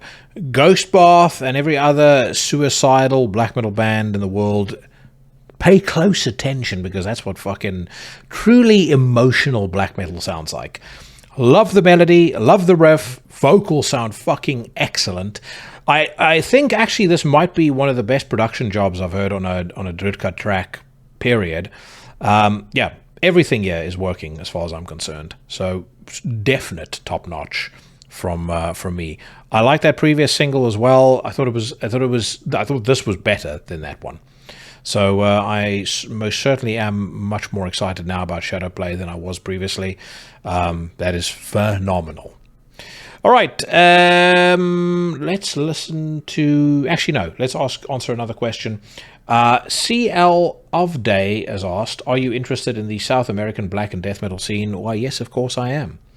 I don't exactly know who you are referring to specifically, but I'm a very big fan of Grizion. I'm a very big fan of Sepultura. I'm a very big fan of Rebellion. Then we've got bands like Selpst, Sarcophago, the list goes on. So yes, I am, most definitely. Grind Your Mind 77 asks, not music, but will DDP smash Cosmat? I'm assuming you guys are already aware, but DDP isn't short for Diamond Dallas Page. That generation is the generation of yesteryear. The DDP is referring to, of course, is Drudkh Duplessis, my countryman. I'm 50-50 on that. If somebody held a gun to my head and said you have to bet on one, I would bet on Drudkh, but I would bet on him just based on the dude's toughness. He seems to be able to absorb an extraordinary amount of punishment. Even when his gas tank is depleted, he seems to be able to work and power through that. And I think that may end up being a little too much for Hasmat. But we'll see. Hasmat is an incredibly talented and capable fighter as well. I mean, at that level, you fucking pick your nose during training 3 weeks prior to the fight, and the minuscule advantage that the person who didn't pick his nose 3 weeks prior to you, prior to the fight, has over you will make all the difference. So, either way, it's going to be a very, very exciting fight. Let's do one more. Chuck 5097 asks, who do you think is currently the most underrated frontman or frontwoman? That is a pretty difficult one, because I think underrated is potentially a subjective term, in the sense that, is it underrated by the likes of Decibel Magazine, Metal Hammer, Karap Magazine, in which case you could probably run down a long, lengthy list of frontmen and frontwomen that, haven't been paid the attention that they deserve. But, within my circles, within the circles of the Legion, I think we've got a deeper sense of appreciation for for guys that aren't necessarily getting, well, guys and girls that aren't necessarily getting attention from the mainstream. One frontman I will say who has really impressed me, and probably once I say the name it won't surprise you guys, but I think Stu Folsom of Spirit World is a phenomenal frontman. Great vocals, awesome stage presence. I've not seen them live yet, but all the live clips I've seen, you just tell the dude is, he's on fire. And he just sounds awesome. He kind of, I still believe that Spirit World should be a way bigger band than they are. I'm kind of glad on one hand that they're not, because we know that when, modern metal bands get bigger, they, go the way of, a great many bands who once upon a time did make good music, no matter how popular they are now. Lamb of God is an example. And then they just turn into shit. But anyway, so yeah, Stu Folsom, I'd say, is underrated. But then, again, if we talk about it broadly speaking, like if I asked the average reader of Metal Injection, what do you think of Jason Mendonça of Acrococker? They probably wouldn't know who I'm talking about. But Jason Mendonça, in his prime, was absolutely extraordinary. A dude who really made you believe that every word that was coming out of his mouth was 110% legit. He meant every single thing that he was doing, saying, and it was the brilliance of him, because he also did it very much tongue-in-cheek, wearing the suit, having that vibe on stage. So he was fucking brilliant. Adam Frake Symes, I think his surname is Frake Symes, the frontman for Stamping Ground, absolute savage, like one of the most savage of savage frontmen on the face, or to ever walk the face of this earth. And I'll tell you something else. Let me throw a little choice there out of left field at you guys. A guy who I don't think gets his flowers enough, and this is going to shock many of you guys when I say this, Des Fafara of Devil Driver. Now, I'm not the biggest Devil Driver fan. I'm not even the biggest Coal Chamber fan, although I do have as a guilty pleasure the third Coal Chamber album, Dark Days. There's something about that album that I just do like. But I've seen Coal Chamber live 3 times, and Des has been fucking on form every single time they've played, including shouting and screaming at a guy for doing those idiotic kung fu kicks that we were mocking a couple of weeks ago on this very news rant. But yeah, he's a very, very good frontman, and like I said, he doesn't get given the props that he should get because people associate him with new metal, which I understand. But he's way better than people give him credit for. That is for goddamn sure. All right, let's listen to some music. Karg have premiered a new single called Findling. It says here, Austrian black metal act Karg have released Findling, a first single from the upcoming studio album Marodeur. The latter officially drops on April the 18th, 2025 on AOP Records. Let's give it a listen.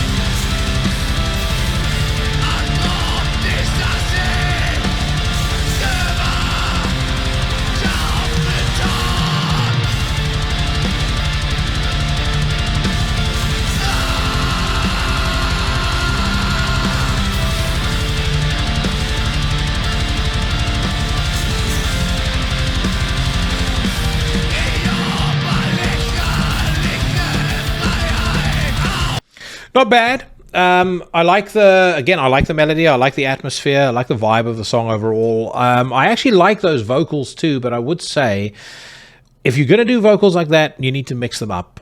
You can't have it as a it can't be the main way in which you vocal. Those vocals, in my view, sound special when they're used sparingly. And there's a lot of bands that do that really, really well. They do the growls or they do the screams, and then they'll have that kind of shout, sing, that kind of screaming on a note that we just heard there. You can't have that all the time, though. Too much of a good thing isn't necessarily it just doesn't have the same impact. It doesn't have the same effect. So again, overall, I'm not entirely indifferent to it, but it's not completely blowing me away. There's enough there to keep me interested and potentially hear what the full length sounds like. But I'm not giddy with excitement just yet. I am, however, giddy with excitement about the new Spirit World, as I have alluded to many times. Spirit World are premiering a visualizer video, they say here, for their new single Oblivion, featuring a guest appearance by Zach Blair of Rise Against, as well as John of Blackbraid. And I'm saying John because I'm not going to attempt to pronounce his stage name right now. But it says here, the song appears on the group's upcoming LP, Hell Dorado, due out on March the 21st on Century Media Records. Every single single they've released off this album so far has just made me psyched as fuck to hear what the whole thing sounds like. So let's hear what Oblivion, or let's hear whether Oblivion can reach that same lofty bar.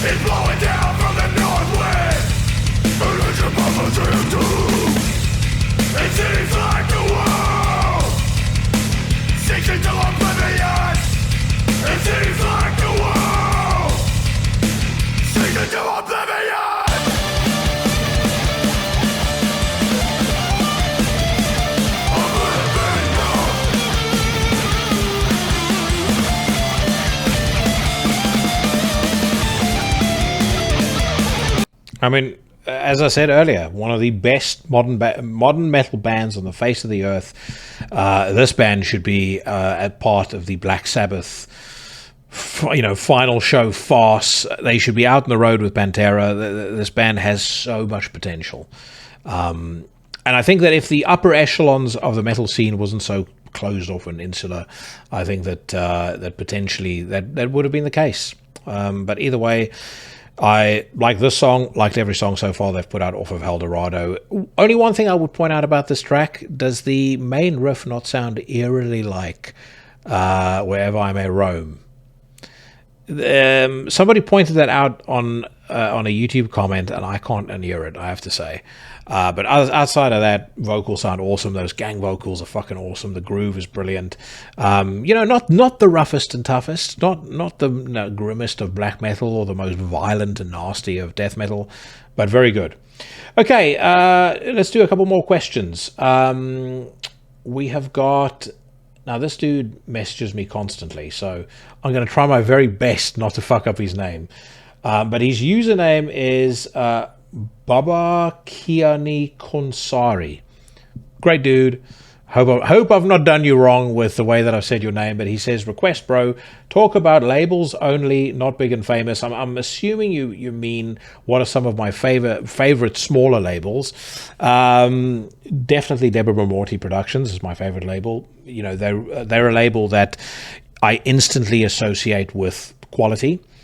I like I'm curious as to whatever Transcending Obscurity puts out, although they can be a bit hit or miss. I kind of feel like Kunal at Transcending Obscurity is sometimes a little trigger happy on sending out them contracts. But he has got a lot of good bands on that label. Everlasting Spew have been putting out some good stuff recently. Van Records, awesome. And then, of course, Norma Evangelium Diaboli, and then Will Terror Committee as well. Will Terror Committee, as a matter of fact, I would put them almost right up there with Debra Morty Productions in terms of just absolute fucking tier 1 releases consistently. Like when they are putting out a band, you know it's going to be worth listening to.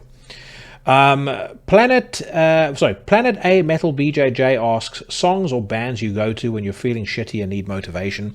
I seek my motivation from Dying Fetus. If I'm really down, then I check out Dying Fetus, or I check out Acrococker. It depends really on what I'm down about, though. You know, back in the days where love trouble, girl trouble of any kind would have befallen me, was Typo Negative. When I was younger, when I was at school, Shades of God by Paradise Lost was a real, that was an album that nursed me through a big chunk of my teenage years, along with Vulgar Display of Power by Pantera, the song Live in a Hole in particular. But nowadays, if I need to be psyched up, it's going to be Dying Fetus or Acrococker. Or, I'll tell you one song that never fails to get me fucking fired up, and that's Snap Your Fingers, Snap Your Neck by Prong. I know that's reasonably popular, but for me, absolutely fucking brilliant. It's such a cleverly written track, kind of like Just One Fix by Ministry. Just the most simple but flawless writing. I love it. All right, next question. Norse Hansen asks, have you checked out Heaven 3 from Norway? Brilliant underground black metal band. No, I have not, but I will definitely add that to the list. I had another one here that I wanted to bring up, but let's listen to some music first before we get to that. Kylesa have confirmed their reunion lineup. They're going to be at Inferno, so looking forward to seeing them there. Sepulchral Curse present the Locust Star single and video. Death metal purveyors Sepulchral Curse have just released the new single The Locust Star as part of their oncoming full-length assault Crimson Moon Evocations. The accompanying music video was filmed by Tomi Ustupa and edited by Nilas Nisilia. Let's hear what it sounds like.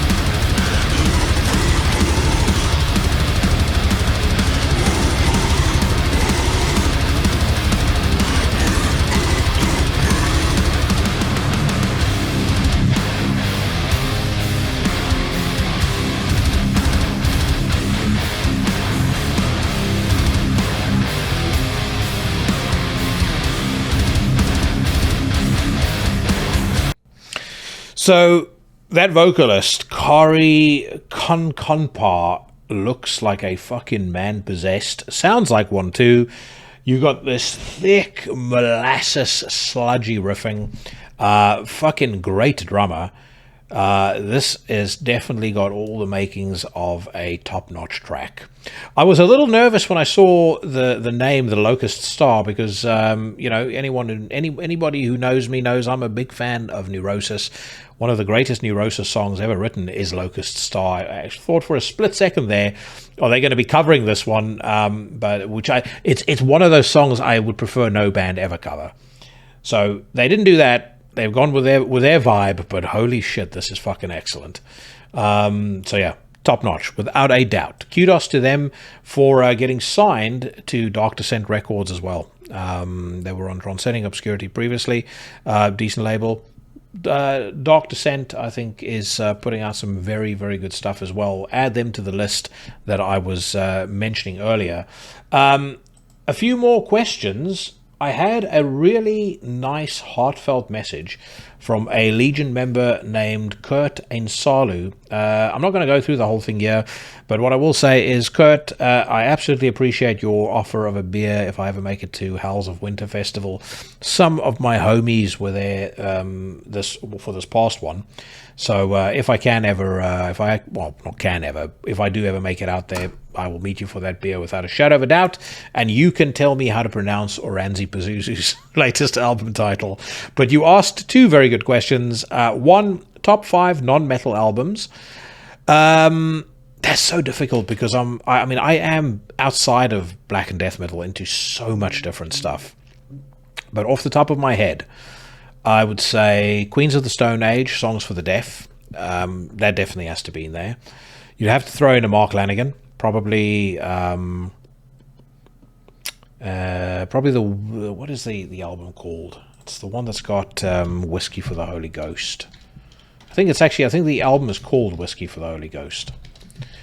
I'll tell you guys in a second. Yes, that is the album title. Really, any of the last 4 Chelsea Wolf albums would be contenders for that list. Fugazi, In on the Kill Taker, fucking love that album. We go further afield, we can go to hip hop. Gravediggers, 6 Feet Deep, I think that's a masterpiece. What else? Depeche Mode, Violator, fucking incredible record. The Outlaw Mike Scandado was sharing something on Facebook the other day, I think just a photo of him, and he had Marianne by Sisters of Mercy playing. And so naturally I had to go and check out First and Last and Always. Killing Joke, you for sure can toss in multiple albums by Killing Joke onto a list like that. So Faith No More has to make that list for me as well. King for a Day, Fool for a Lifetime, I've absolutely fucking love that album. So yeah, lots of different records that would make the grade as far as that is concerned. I would probably say you want to split it out by genre more than anything else. And then he asks another question: the band you've wanted to see live but due to reasons unknown couldn't and now are unable to since the band is permanently split up due to the death of a band member, for example. No question, Nevermore. I had tickets to see them twice, missed them twice because of work bullshit on both occasions, and I will never ever stop regretting that because, to me, Nevermore were one of the best of the best. They don't have a single bad album. Warrell Dane was one of the best singers and one of the best frontmen to ever live, and very sad I'll never get to see them live. Got to meet Warrell Dane twice, as I've mentioned before on the podcast, but I will never get to see them live. But Kurt, really appreciate your message and really appreciate the questions. By the way, for those of you guys that ask non-music related questions, don't apologize. Every fucking topic is up for discussion here. So if there's something you wanna ask me, whether it's you got lady troubles, whether you want to talk training, movies, I don't give a shit. Ask whatever you want to. Music, or back to music anyway. Borgne, Ils me rognent de l'interieur song debuts. Anyone who speaks French, feel free to rip on me for the way I pronounce that. Either way, it is the latest advanced single from Borgne's forthcoming studio release, Renater des Fanges. It's premiered online via Black Metal Promotions YouTube channel. The last Borgne album I thought was a fucking masterpiece. I didn't even realize they're putting out something new. So let's hear what this one sounds, or this track sounds like.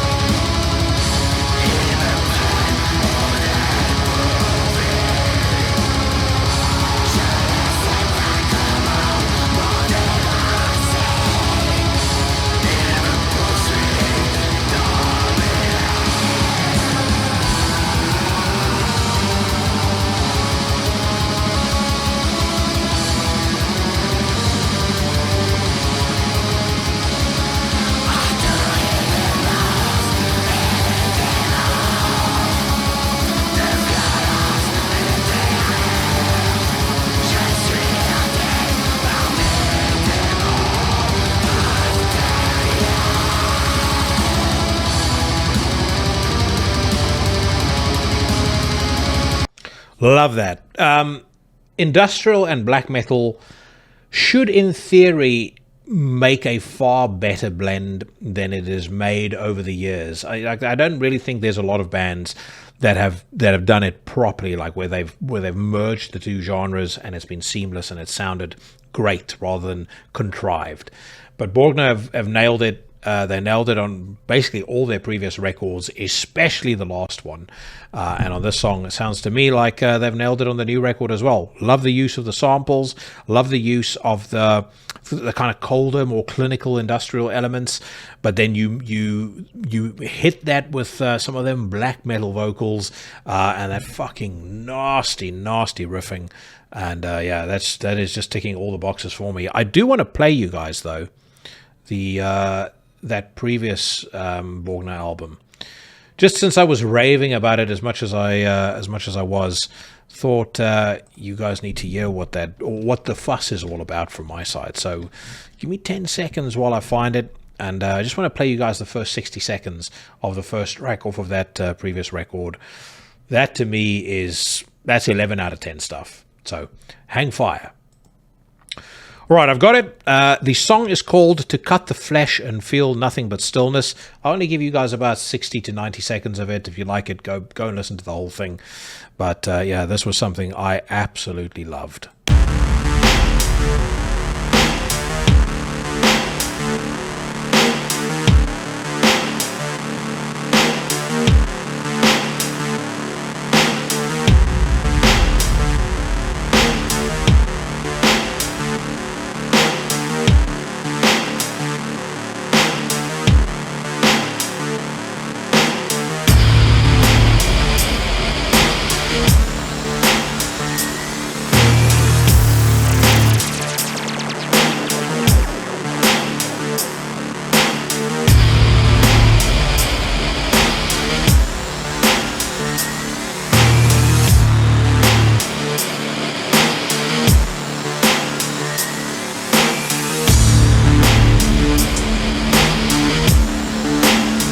At the risk of looking silly, I'm going to skip ahead because the song is pretty lengthy and it does take a while to build up. I'm going to skip ahead to the second minute, and we should be in the thick of things right around now.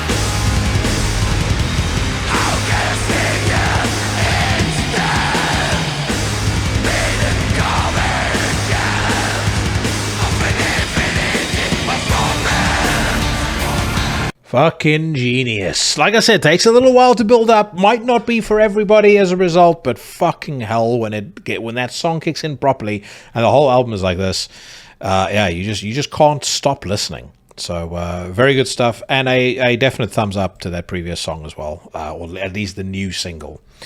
All right, not much more to check out from a song perspective. If we head over to Blabbermouth, actually there's something specific that I wanted to talk about, and it's not, as that opening headline would suggest, Randy Blythe blasting the Grammy Awards. He actually has a fair point about the Grammy Awards, the very point that I've made on this podcast. A rare occasion where he and I actually agree on something. No, what I wanted to talk about is the fact that there was a news report that confirmed that there's going to be an SOD tribute show or tribute set at the Milwaukee Death Fest. It'll feature, I think, Charlie Benante, Dan Lilker, and Scott Ian. And then as far as I know, Hatebreed are going to be doing the... Jamie Jaster is going to be doing the vocalist, Jamie Jaster of Hatebreed. So anyway, it was kind of met with the same response as you could expect. Oh, where's Billy Milano? All these shows where they have people from, different bands... where they don't have all the original members. It needs to stop. Boring shite. It's presented as a tribute. That's fine by me. I wish I could see it. Won't be at Milwaukee Death Metal or Death Fest. But anyways, the thing that I found was so fucking ridiculous was in amidst the slack-jawed commentary was a simpleton that stood out. Ironically, his surname rhymes with simpleton. That stood out amongst the rest of the pack. His name is Stephen Singleton, and he writes, "I'm shocked Scott Ian is digging up all of this again. One phone call to the promoter of the venue owner from the Islamic Society of Milwaukee, and their performance will be cancelled in a matter of minutes. And with Anthrax recording a new album, he should be concerned that Anthrax could become collateral damage. And what is Jamie Jaster thinking about getting his good name sullied by performing those racist, homophobic songs for a few extra bucks?" No one really paid attention to him, and so this fucking stupid idiot then proceeded to comment on just about every Blabbermouth article that he possibly could. One that he commented under an article where the frontman for Hyrax was talking about how he's experienced racism in metal. Stephen Singleton to the rescue. "It's a shame. Caton is such a nice guy and actually somewhat of a legend in the metal community. The way racism and homophobia is excused and so deeply accepted on Blabbermouth and Metal Sucks is horrifying. Look no further than yesterday's SOD story. For years, Scott Ian's racism has been ignored, excused, rationalized, and even applauded. And that's from the very same people at Blabbermouth and Metal Sucks who are usually so quick to lecture us on what's wrong with America. No more, Butchie, no more." I have to say, this is how fucking wild life has become. Like, as I'm reading that again, I can't help but think this dude is trolling and taking the piss. Because it sounds exactly like the kind of crazy shit that I would have come up with if I were trolling and taking the piss. And I have mentioned before that, without revealing too much, I may have spearheaded a movement that at one point eclipsed 50,000 strong on Facebook, where I riled up a few people when pretending to be a member of the Christian right. But yeah, this is the kind of fucking wild world we live in, where reading that, I cannot for the life of me decide whether or not this guy is the biggest fucking bimbo douchebag idiot on the face of the earth, or whether he's a black belt 5th Dan level troll. If he is, kudos to him. You've done well, my friend. If not, dude, you need to get a life. If you don't understand parody and you don't understand that not everything someone sings in a song they mean 100% explicitly, then metal is not the scene for you. It is, however, the scene for those of us that embrace the roughness and toughness, and I'm going to be finishing with a track by Necrovore. Necrovore, legendary band. In some circles, they are believed to have been one of the biggest influences on Morbid Angel. Either way, put out a couple of very celebrated demos, then released, or I can't remember what label put out Unreleased Evil as a compilation of all their demos and some live clips. I happened to discover a slightly remastered version of one of my favorite Necrovore tracks, Slaughtered Remains. Figured I'd play it as a means to see out this week's show. So I hope you guys are going to enjoy the final track of this week's installment. Hope you guys enjoyed the show. Massive thank you to AV of Abduction. Big thank you to every member of the Legion for checking out Into the Necrosphere. As always, make sure you hit the subscribe button and leave me a review, foist the episode on an enemy, and do all of those great things. But most importantly, whatever it is that you are doing and wherever it is that you are, stay safe, stay healthy, and I'll see you bad motherfuckers again next week.